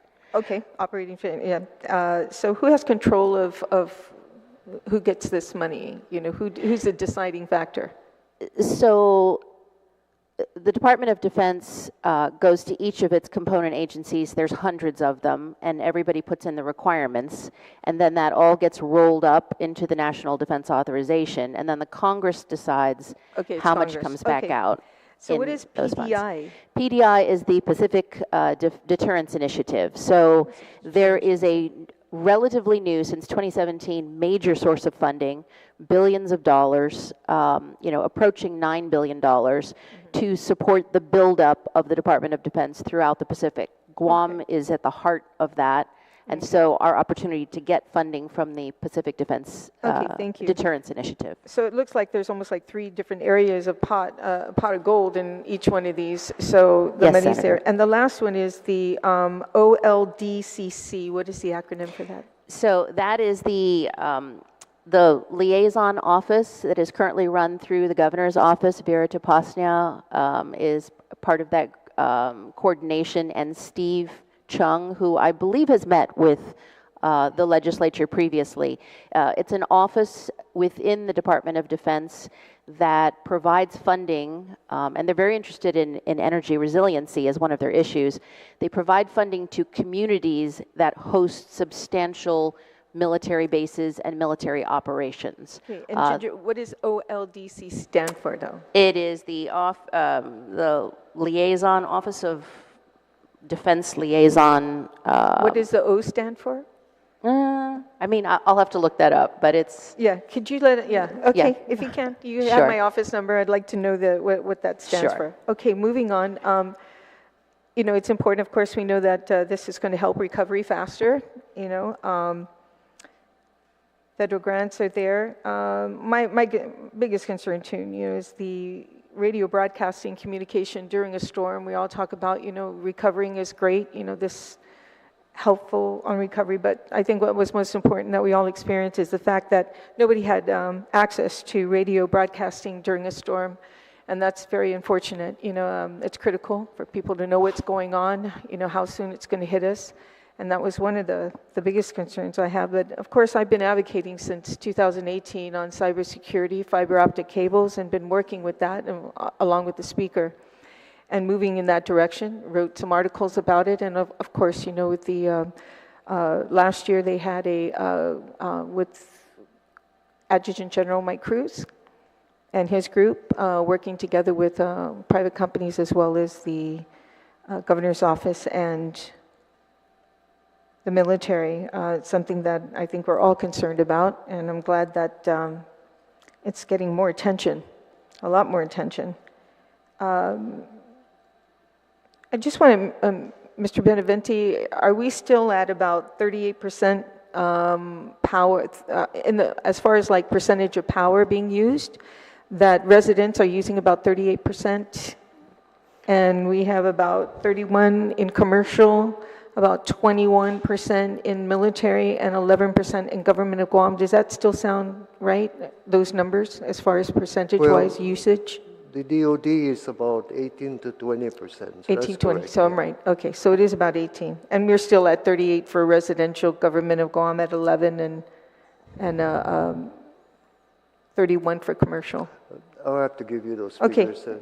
If you get a chance, if someone can send me that, I just want to know the percentage-wise. Senator, if I may. Sure. It's the Office of Local Defense Community Cooperation. Okay, thank you so much. OLDCC. Oh, that was quick, thank you. Other than that, any kind of resolution that asks the federal government for funding, it's needed, desperately needed, to assist our island as well as assisting themselves, which obviously they're going to be, they are right now a customer of GPA. And the reason why I bring out that percentage, you're looking at maybe 20% of that going away if they decide to get their own power themselves.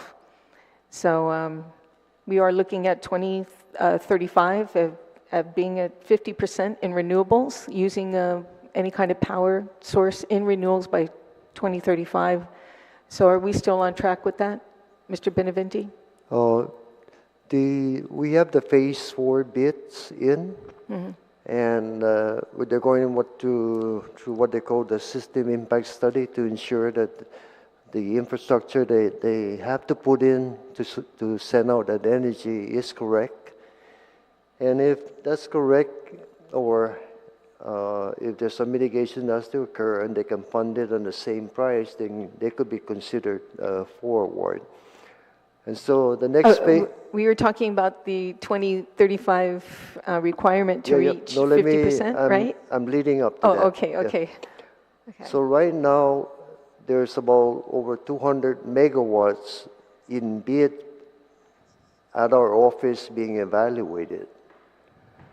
So the case, if they passed and we make the recommendation, GPA could make the recommendation to award enough energy from this current bid, which was open in December, to bring us to close to about 50% renewable by 2020, late 2027. Okay, we're ahead of time then. Yeah, way And ahead of it. this particular power is all solar generated, correct? This is, this going, and actually, they all have energy storage batteries that will require them to catch 50% of their energy in the daytime and shift it to at night. So therefore, we're going to start dropping our peak. Therefore, as we drop more our peak, we have more and more capacity to bring on more customers. Okay, thank you, Mr. Benavente. I'm looking forward to any kind of information you may have on that, or power presentation on where we are in reaching that goal of by 2035. And if it's earlier, that's even better for us. So I appreciate it. Thank you so much. Thank you, Mr. Chair. Thank you, Senator Taitague. And thank you for your patience, Consul General. We'll be with you shortly as well. Senator Brown, thank you.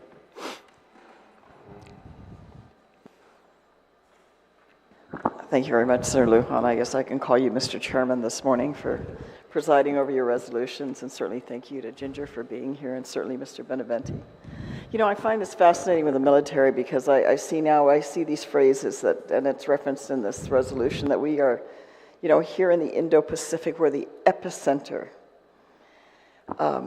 It wasn't that long ago in 2005, 2006 that the military was downscaling on Guam, and we went through all that. We sat through the briefings with the Admiral and his team explaining why, even though we're in that same little spot on the world, why they were downsizing both Anderson and Naval Station.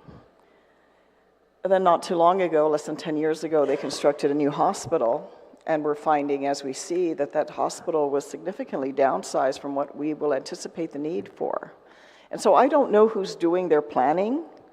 I'm no great major strategist, but I see in these two critical areas, they were not as prepared or anticipating what has shifted Now China and North Korea are major threats, and now we're behind the ball, so to speak, with regards to gearing up to accommodate what real challenges are facing us in the region. And so I certainly understand this and certainly support this resolution and the need to ask for additional funding, but seriously, in terms of, John, where do you see this going with the military? I mean, fortunately, they've become a customer. We know the whole history of the transfer and getting them out of the power business and having them be a customer of GPA.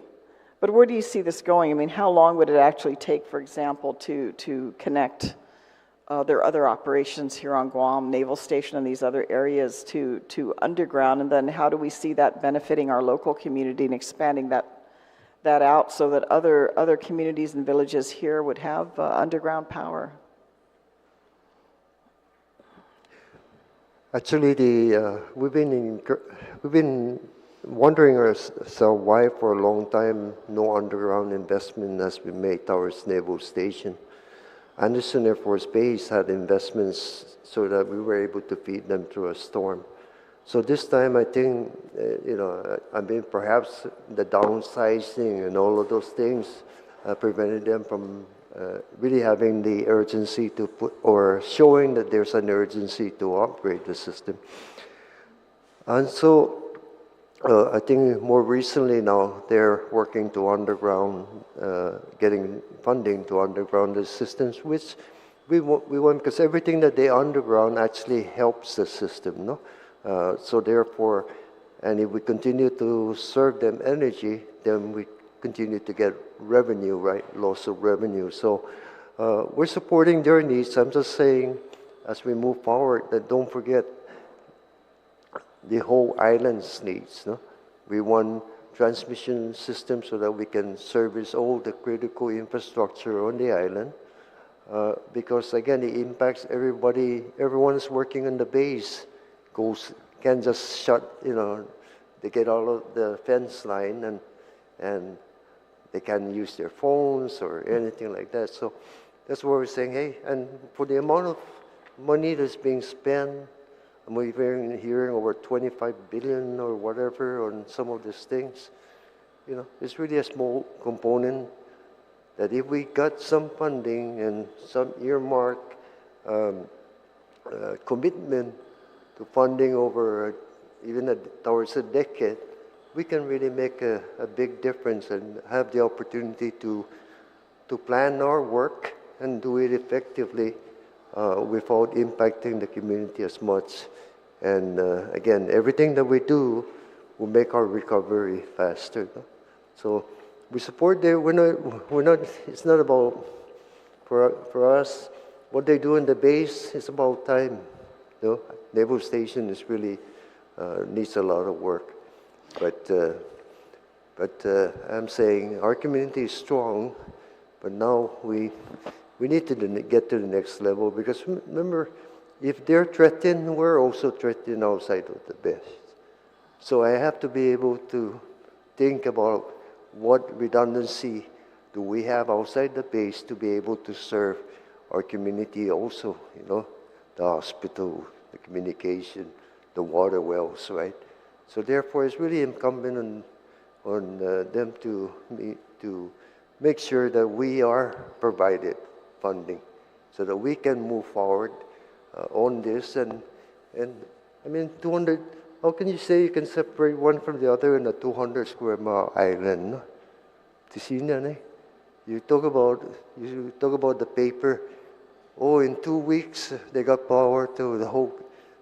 That's got plenty extension cord across from one community. I know, because when public power have all their teams ready just outside of the storm area, no?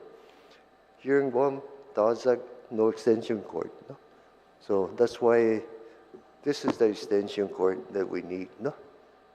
To really make us stronger. John, does the military have any backup power generation capability on the base at Anderson or at Naval Station when we're not able to provide power for them? They have some standby power, and I hope, of course, I would think in the critical area, no, just like we do, right?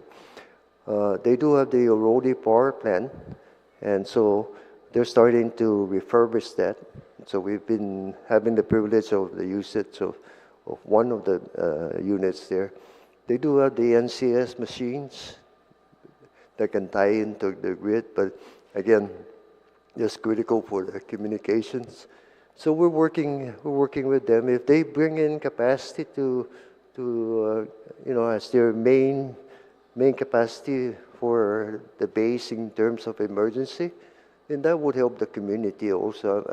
I'm supportive of that. And why? Because if they're thinking about cost, trying to run their system on their own, their costs will be much higher. GPA could provide that energy in a much cheaper way. So as a standby generator, as a capacity tied into the grid, where it can support the whole island community, that's why the One Guam approach is very important. No? We cannot go back to any power pool agreement or anything like that. And I don't see that coming from them, but I just need for them to share some of that funding, no? Or if you're saying we're critical, I'm waiting for some word as to funding that we could receive so that our team can get to work, no? So.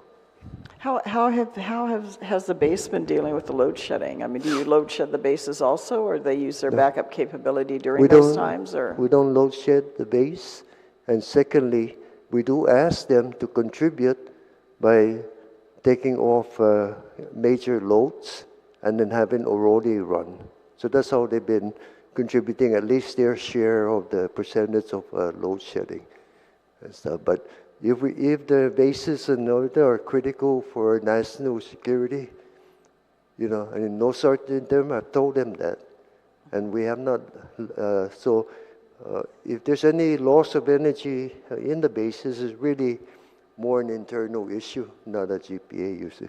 Because case in point, Anderson Air Force Base has not lost energy from GPA since 2013. That was the last time, let me knock on wood first, we had a blackout, no?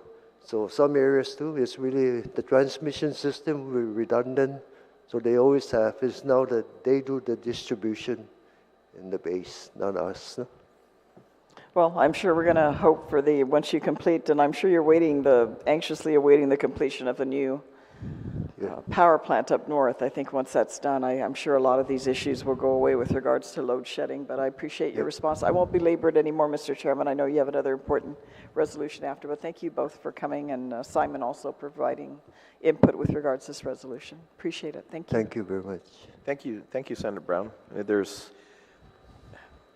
won't be any more questions. I want to thank the panel. Thank you, Mr. Benavente, Simon, and of course, Ms. Cruz. Thank you very much for being here. Jesus Mase, to all my colleagues who are here. There are no further questions, of course, of comments, or there are no additional individuals to testify. This concludes the discussion on Resolution 179-37, so this public hearing is concluded. The Office of Senator Jesse A. Lujan will continue to accept written testimonies for today's hearing within 10 business days from today, which can be emailed to Senator Lujan at guamlegislature.org or mailed or hand-delivered to the Office of Senator Jesse A. Lujan at 259 Martyr Street, Suite 101A, Cabo Arreola Building, Hagåtña, Guam, 96910. A record of this hearing, a verbatim transcript will be provided, as well as findings by the committee.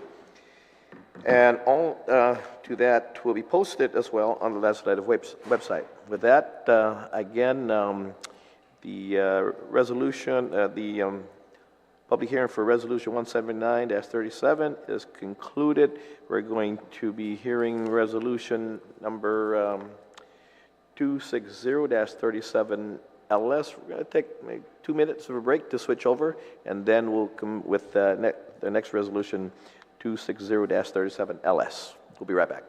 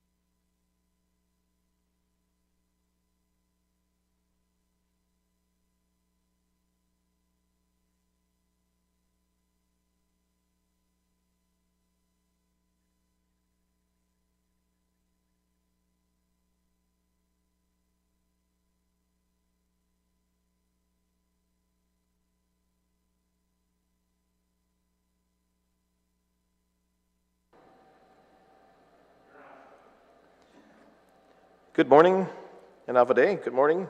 This public hearing is conducted by myself, Senator Jesse A. Lujan, the Vice Chair of the Committee on Maritime Transportation, Air Transportation, Parks, Tourism, Higher Education, and Advancement of Women, Youth, and Senior Citizens. I am today as public hearing officer and sponsor of this resolution. This public hearing is called to order. Today is Monday again as well, February 5th, 2024. This time it is, make sure, 10:55. In compliance with the open government law, notices for this public hearing are disseminated via email to all senators and all main media broadcasting outlets, the Guam Legislature website, and the Guam Public Notices portal on Monday, January 29th, and again on Friday, February 2nd, 2004. The notice was also announced via the Guam Daily Post on January 29th and February 2nd. The Guam public hearing is broadcast on local television, GTA, Channel 21, Docomo Channel 112 to 114. The live stream online via this Guahan's live feed on YouTube. A recording of the hearing will be available online via the Guam Legislature media on YouTube after the hearing. This morning, my office will be hearing, of course, the resolution number 260-37 relative to supporting Guam's effort in Congress with House Resolution 837, introduced in the United States House of Representatives, which seeks to reaffirm the ties between the United States and the Philippines and to further support the U.S.-Philippines Mutual Defense Agreement, introduced by myself. I'd like to begin by welcoming, of course, my colleagues who join me, Senator Dueñas, good morning again, Senator Taitague, again, thank you for joining me. Once again, thank you everyone for coming and being with us this morning. Introduce again resolution number 260-37 LS. Because we need to support House Resolution 837, introduced by Congressman Moylan, which seeks to reaffirm the ties between the United States and the Philippines. This resolution is a testament to the shared history, values, and interests that bind our nations. Like the United States, Guam and the Philippines has a significant relationship. Beyond diplomacy, our history is rooted in strong economic, cultural, and familial ties dating back centuries. People of the Philippines have integrated seamlessly into Guam, making our island their home and making our connection to the Philippines much stronger. In light of the recent geopolitical developments, particularly concerning the South China Sea, the need for steadfast support and collaboration becomes crucial. The encroachment of the People's Republic of China into the sovereignty of the Philippines is an act of aggression and warrants an appropriate response from the United States and those of us who value peace, stability, and adherence to international law in the Indo-Pacific. It is imperative to acknowledge the interconnected nature of our security concerns. Guam, with our geopolitical proximity to the Philippines, stands as a stakeholder in regional stability. Any disturbance in the Philippines, be it political unrest, natural disasters, or security threats, directly impacts Guam. I want to commend the Biden administration's commitment to expanding the Enhanced Defense Cooperation Agreement, a step towards bolstering collaboration between the United States and the Philippines in addressing shared challenges in the Indo-Pacific region. This affirmation of mutual defense obligations in the South China Sea demonstrates a resolute stance against any threats to peace and security. In conclusion, the Guam Legislature stands united in recognizing the significance of stability and security in the Philippines. We affirm our support in invoking the Mutual Defense Treaty in the face of any armed attack against the Philippines and welcome swift implementation of the Enhanced Defense Cooperation Agreement. And I hope my colleagues and the public will join me in support of Resolution 260-37. And to testify this morning, of course, we have the Consul General of the Philippines, Ms. Rosario Lemgue, the Consul General, and Consul Joaquin Ricardo Avagon, Consul General. So again, thank you and welcome. I apologize for the wait, the seating time that you had to wait. But thank you very much for being here this morning. Again, please introduce yourselves and you can read your testimony. Thank you again and welcome. Half a day. Thank you, Mr. Chair.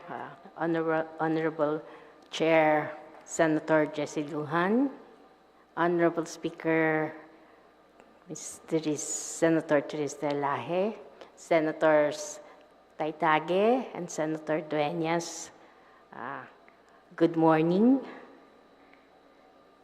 First and foremost, I wish to express my sincerest appreciation in Senator Jessie Lujan and the Senate of Guam for putting forward the resolution number 260-37 LS relative to supporting Guam's efforts in Congress with H.RES 837 introduced in the United States House of Representatives, which seeks to reaffirm the ties between the Philippines and the United States and to further support Philippines-U.S. mutual defense commitment.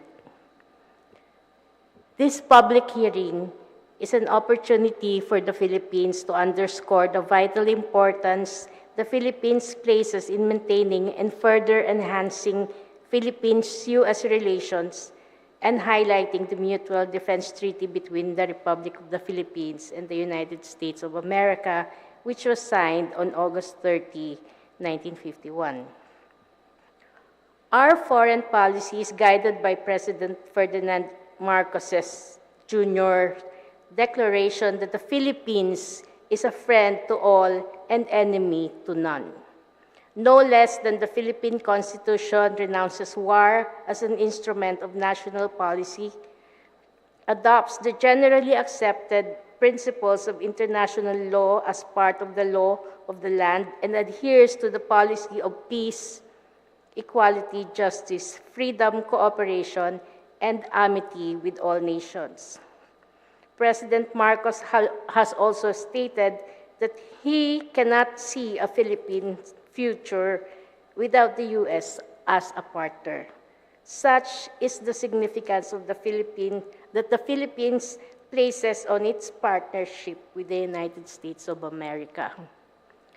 The Philippines and the United States, individually and through our enduring modern and responsive alliance, must ensure that even if this architecture heaves to the shifts in the dynamics and the multifaceted evolving interests of actors in the region, the rule of law is its fulcrum, and it brooks no challenge from any party engaging in any form of coercion, intimidation, and the use and threat of use of force in violation of the UN Charter. In April 11, 2023, U.S. Secretary of State Blinken, U.S. Secretary of Defense Austin, Philippine Secretary of Foreign Affairs Manalo, and Philippine Senior Undersecretary and Officer in charge of National Defense Galvez, referred to as collectively as the Secretaries, convened the third U.S.-Philippines 2+2 Ministerial Dialogue in Washington, D.C. During this dialogue, the Secretaries collectively underscored the importance of the U.S.-Philippines alliance to regional peace and stability. The Secretaries put forth a shared vision that supports the international rules-based order, deepens our economic ties, provides for our people's broad-based prosperity, and addresses evolving regional and global security challenges. The Secretaries acknowledged that the futures of our countries are not only intertwined with each other's, but also that of the region and the rest of the world. The Secretaries reaffirmed their support for unimpeded lawful commerce and full respect for international law, including freedom of navigation and overflight and other lawful uses of the sea. They exchanged views on regional key issues and global developments that threaten global peace and the international rules-based order. Mindful of the growing complexity of the Indo-Pacific security environment, including the multidimensional nature of modern challenges and threats to the peace and security of the Philippines and the United States, the Secretaries reaffirmed their shared determination to defend against external armed attack in the Pacific, which includes the South China Sea, in accordance with the 1951 Mutual Defense Treaty, the 1998 Visiting Forces Agreement, and the 2014 Enhanced Defense Cooperation Agreement, and redoubled their commitment to modernizing U.S.-Philippines alliance cooperation to bolster our combined deterrence. Finally, and most importantly, the Secretaries acknowledged the central role of people-to-people ties cultivated by generations of Filipinos and Americans, including Filipino-Americans, in driving the bilateral relationship forward. These people-to-people ties are ever more strong and vibrant in Guam, where we have staunch parliamentary advocates like Senator Jesse Lujan in Guam, vis-a-vis Representative James Moylan in Washington, D.C., who take every opportunity to ensure and underscore the bonds of mutual defense between the Filipino people and the people of Guam remain steadfast as valued friends and as staunch allies. Again, may I extend my deep appreciation as a representative of my country, the Philippines, to the 37th Legislature of Guam for your support in matters involving Philippines and Philippines-U.S. relations. Si Diyos Masi, thank you and mabuhay. Thank you very much, Council General. Before I recognize Council Joaquin, thank you for joining us, Speaker Terlaje and Senator Brown. Council? Yeah, you get. Oh, you're not. Oh, okay, great. Okay, Senator Dueñas.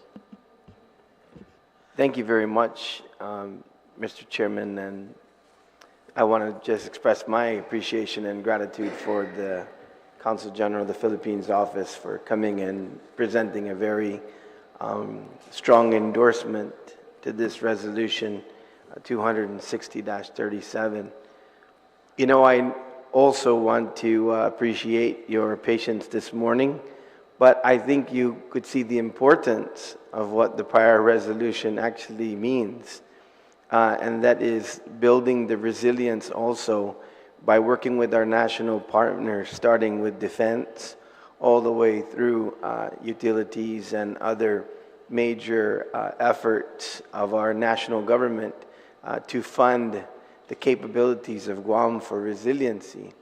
As we know, one of the reasons why Guam is also so resilient is because we have such a vibrant community from the Philippines who contribute in so many ways to our economy, to our quality of life, and the like. So I just wanted to express my appreciation. I really don't have any questions. I think that this resolution stands on its merit, and I think that it will bring to light once again in the U.S. Congress, supporting our congressman and his efforts, you know, as far as I'm concerned, the unbreakable bind that we have with our brothers and sisters of the Philippines. And so I just wanted to make a few comments, and once again, thank you for supporting, and I think your support is going to go a long way in the committee report as it goes forward. And also, once again, because it has a defense posture and nature in terms of mutual defense, and as you say, Madam Consul General, the proper international laws that should protect all of us in our rights and our abilities to operate as countries and peoples. And so I think that your testimony is going to go a long way to support this effort, and at some point, I'm sure, will be entered into the congressional record, and will continue to further our relations and our mutual respect and admiration. So thank you once again for appearing before us, and we really appreciate every time that we extend this invitation. We always get a very strongly worded and well-worded letters of support for the efforts of the 37th Guam Legislature. So thank you very much. And I know we're in February, but still, Happy New Year to you and all of your staff and the people at the Consul General's office. Thank you, Mr. Chairman. Thank you, Thank- Mr. Senator. Thank you, Senator Dueñas. I know Senator Taitague and Senator Brown have to be at meetings, so Speaker, if you don't mind, would it? So just real short statements from Senator Taitague and Senator Brown. Senator Taitague, thank you. Thank you. Very short. I'm always known for being very short. But I remember following this from way back, the situation that was going on, and, it's unfortunate, and it's very scary for the Filipino people, what's happening in their side of the world. But it gives me gives me relief to know that there's a section in here that's actually quoted, and the good senator, the author of the legislation, mentioned that on August 5th, 2023, the United States Department reaffirmed its commitment that an armed attack on the Philippine public vessels, aircraft, and armed forces, including those of the Coast Guard in the South China Sea, would trigger U.S. mutual defense obligations outlined in Article 4 of 1951 U.S.-Philippine Mutual Defense Treaty. So that's good to know, that we're there as our ally, and the Philippines is our brothers and sisters, to the south of us, and I'd like to keep that good relationship with them. So I support this legislation, and thank you, Madam Counsel General, too, and I apologize myself for you having to wait so long. Thank you also, Senator Terlaje. And I would just like to say that it was fruitful for us. We listened intently to the discussions in the earlier hearing. Thank you. Thank you, Senator Taitague. Senator Brown. Thank you, Mr. Chairman. I certainly won't believe it either, but I'm very much in support of this resolution. I think our continued partnership in many ways, culturally, socially, historically, but also, as discussed earlier, even with the other resolution, I mean, we see the continued growing threats in the region that affect who we are and our quality of life and where we are. And we've both been through, collectively, the Philippines and Guam, the challenges of previous wars. And I think every effort that we can make to build that friendship and that bond that we have, and also protect the mutual interests within the region, is critical. So thank you for coming in and providing your testimony, and I look forward to our continued partnership. Thank you, Madam Counsel General. Thank you very much, Mr. Chairman. Thank you, Senator Thank Brown. you, Senator Speaker Terlaje. Brown. Thank you. Yes, I support this resolution, and thank you for your testimony, Counsel General and Counsel, and to all your office for all your work on Guam, and of course the contributions. I just wanted to clarify, if I could, Mr. Chair. So this is a resolution from the Guam legislature that is in support of the U.S. House of Representatives, reaffirming the United States' commitment to the Mutual Defense Treaty with the Philippines, first of all, and particularly if an armed attack against the Philippines, including those of the Philippine Coast Guard, is committed in the South China Sea. And in August 2023, according to the resolution, the U.S. State Department reaffirmed that if an armed attack on the Philippine vessels, including those of the Coast Guard, occurred in the South China Sea, that the U.S. would invoke its mutual defense commitments under Article 4 of the Mutual Defense Treaty. I guess I'm just want to know then, has that been the case? Has the U.S. done what it said it would do in August 2023, invoke its part of that treaty?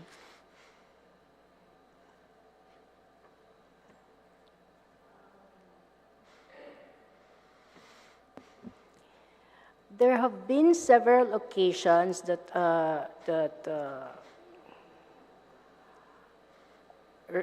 replenishment of supply to the islands that we have occupied in the group of islands that are under contention. The ships carrying the supplies were prevented from delivering, from doing its job of delivering it's mostly the food supplies of our soldiers there.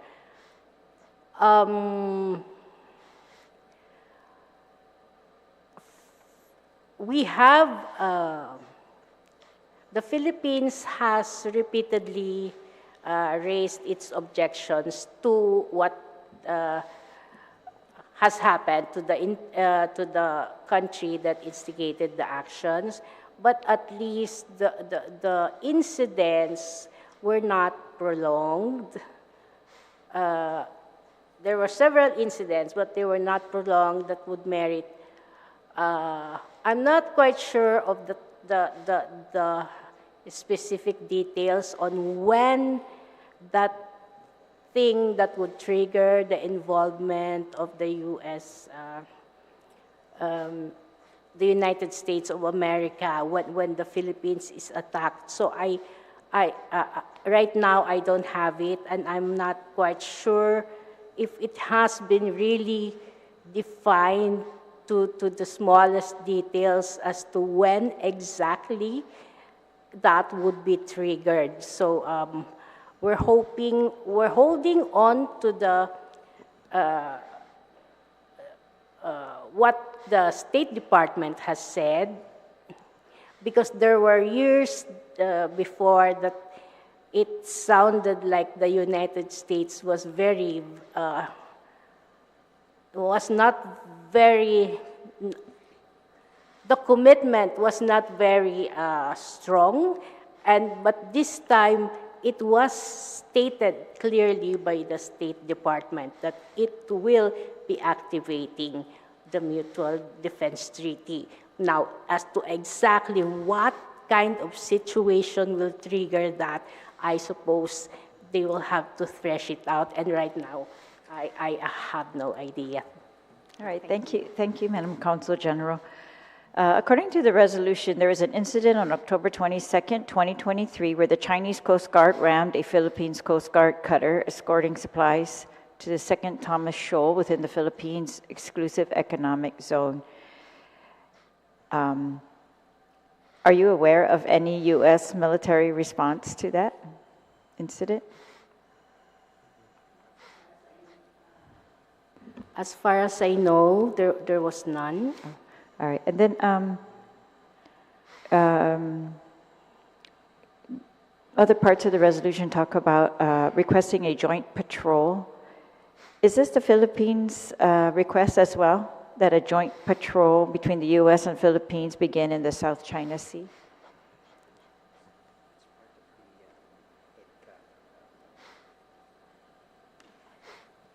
Well, it's part of the EDCA exercises, but as part of the exercises, as to a regular patrol, I think it's not yet in effect. Do you know if there's been a request by the Philippines for that?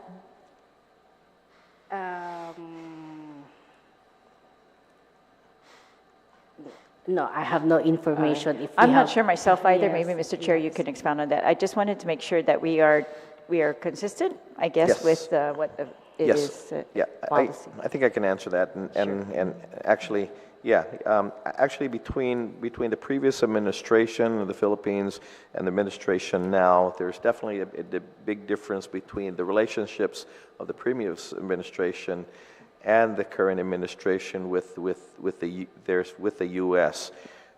There's been more communication with the Philippine government now with the U.S. State Department as was previously had in the previous administration.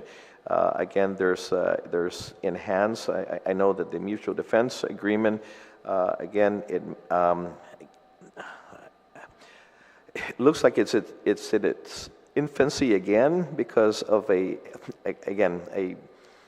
previous administration, the previous Philippine administration didn't quite have that relationship with United States government. And so with that being said, that is why the House resolution introduced by Congressman Moylan, again, reaffirms that previous agreement to enhance it even greater, to bring it back to where it was. So I can understand at this point that the Consul General may not have a full grip on what's happening because it's, again, kind of re-energizing, resurging that agreement that we once had and the relationship that the U.S. and the Philippines once had in regards to military might. And so with that being said, I know that the current administration, the Marcos administration, and the U.S. have a lot more enhanced relationship as opposed to the previous relationship, and as a matter of fact, working closely as well with our resolution, again, the Guam only visa waiver resolution. So that being said, it's again reawakening that once mutual, what we've had in place to again restart that. And I know there's now more military U.S. visiting forces, U.S. military forces in the Philippines, as was previously had. And so even with our own National Guard here going to the Philippines as well. So that actually is a lot more frequent than was previously had. Is that pretty much, Yes, Council I General, think your understanding as well? We saw that it's being envisioned, yes, but Yes. as to the details, Yeah. well, Re-envisioning, I guess, yeah. they've been meeting every so often, and I would just also like to mention the activities with the Guam National Guards. I think there's really been an intense increased in the activities, the visit here and Guam National Guard's visit to the Philippines. The exchanges have been frequent, and we appreciate that, and our AFP also appreciates the increased engagements. Yes, our National Guard has a big role in the visiting forces, actually, in the Philippines. Absolutely. Madam Speaker. Thank you. Yes, and we've seen members of the Philippine Guard here in Guam, very instrumental in their training. I've seen that. The last provision was about swift implementation of the Enhanced Defense Cooperation Agreement. So this would be U.S. Congress, U.S. House of Representatives welcoming the swift implementation of an Enhanced Defense Cooperation Agreement. And I guess this was on the, following the Biden administration's announcement on April 2023 that they would expand the Enhanced Defense Cooperation Agreement to include 4 new sites to strengthen interoperability and allow U.S. and Philippines to better address shared challenges in the Indo-Pacific region. So yeah, I just wanted to know what was the status of these, if there was a real impediment to it, or if they're going through with their commitment, or whether they were not, and that I'm hoping that the Congress, of course, is going through with its commitments to the Philippines. Yeah, I think the 4 additional sites, I think they have started the engagements. Okay, well then that's great news, and thank you again for your testimony and for all your work, and Sitos Masi, Mr. Chair. Thank you, Madam Speaker. Senator Parkinson, thank you for joining us. Would you have any comments? Thank you for joining us. Thank you very much. Half a day and good to see you again, folks. I see that this resolution is to be sent to leaders in Washington, D.C. Do you think it would be beneficial if we sent this resolution, should it pass, to leaders in the Philippines? And who would it be best to send it to in the Philippines to help facilitate this?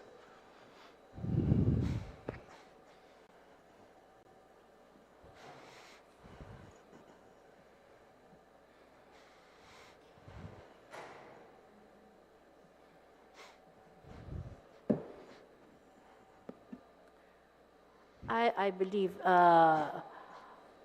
you can send it to several entities, but the best would be the Congress, Philippine House of Representatives, to Speaker Martin Romualdez.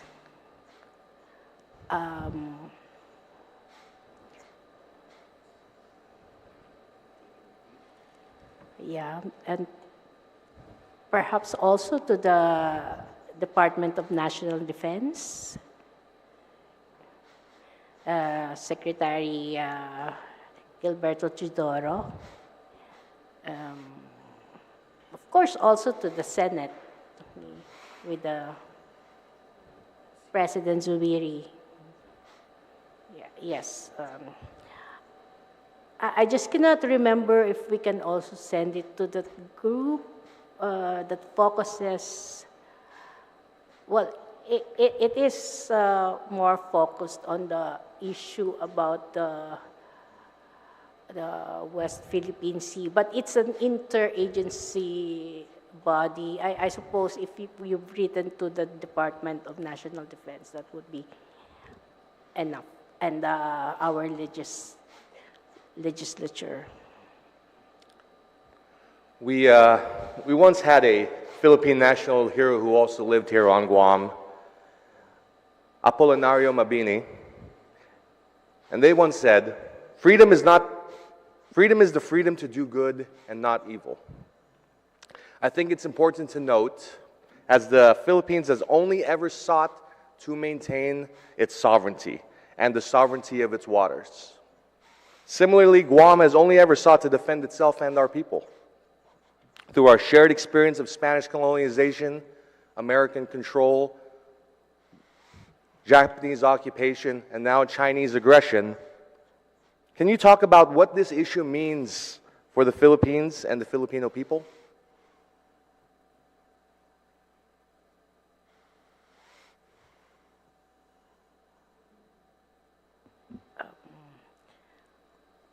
I think lately, before the people it did not really matter so much, but because in the past, like perhaps 5 years, the events, especially with our the PCA decision affirming our which zones in that region in question are under our economic zone. People have been very much conscious about what's happening, and of course are very concerned. And I'm not quite sure, perhaps because we also have anti-American sectors in the Philippines. Perhaps that sector is not that big as before, knowing the situation. I'm not quite sure, but in general, the Filipino people are very conscious, and traditionally, the Filipino people have very strong affinity with Americans. Okay, so with the exercises that have been happening, it's very much welcome, the increased engagement. Of course, it's clear that there is no U.S. base in the Philippines, so we don't know up to what extent American presence is welcomed by the general populace, given the situation at our side of the earth. Yeah. Thank you, ma'am. I'd like to thank the chair for the opportunity to speak today on a matter of great importance to our island, our region, and our nation. I wanted to thank the sponsor for introducing this resolution and Congressman Jim Moylan for introducing House Resolution 837. In recent years, the strategic significance of the Indo-Pacific and geopolitical landscape has become undeniable. As the fulcrum of global trade and economic dynamism shifts towards Asia, the region's security environment has grown increasingly complex. The rise of China, seeking to assert its influence, introduced a level of uncertainty that demands a robust and forward-looking response. For Guam, this House Resolution 837 holds particular significance. Situated at the crossroads of the Pacific, our island is uniquely vulnerable to the shifts in regional power dynamics. The enhanced cooperation between the United States and the Philippines serves as a crucial buffer against potential threats, ensuring that Guam remains safe, secure, and strategically resilient. By reinforcing our alliances and fostering great interoperability among our armed forces, we also deter aggression and build a network of shared defense that contributes to the stability of not just Guam and the Philippines, but the entire region. The Guam legislature also recently passed Resolution 234, expressing the support of the people of Guam for the Republic of the Philippines' legitimate and historic claim to the West Philippine Sea, reaffirming the crucial role of international law and acknowledging the invaluable ties and common history between Guam and the Philippines. Together with this resolution and Resolution 234, we above all are calling for peace, relationships that are marked by cooperation rather than conflict, stability rather than uncertainty, and a shared commitment to uphold the international rule-based order. With that, sir, I yield the rest of my time. Thank you for the opportunity. Thank you very much, Senator Parkinson. Thank you for the introduction for those resolutions as well, as the author of those resolutions. Thank you very much.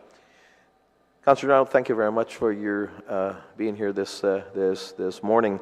And again, you know, I mean, the alliance, of course, between the Philippines and the United States and Guam and the United States, and we can tell with the months that it takes for Filipinos to be able to get into the U.S. Embassy for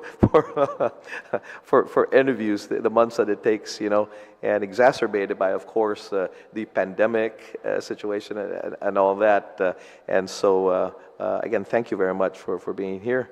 Again, our alliances, as Senator Parkinson had mentioned, we have numerous resolutions in this legislature that have been introduced and passed, and I'm very hopeful that this resolution will pass unanimously as well, and will show again our commitment, our brotherhood and sisterhood that we maintain, of course, not only with Guam and the United States, but Guam or the United States and the Philippines, but Guam and the Philippines as well. So that being said, well, in all transparency, I'm married to a Filipina lawmaker as well, or in Iloilo in the Philippines, and my daughter is half Ilongga as well. So, as Senator Parkinson is as well, right? So you're. That's correct. You're Hapahali, right? You're Hapahali? Jalapeno. Jalapeno. There you go.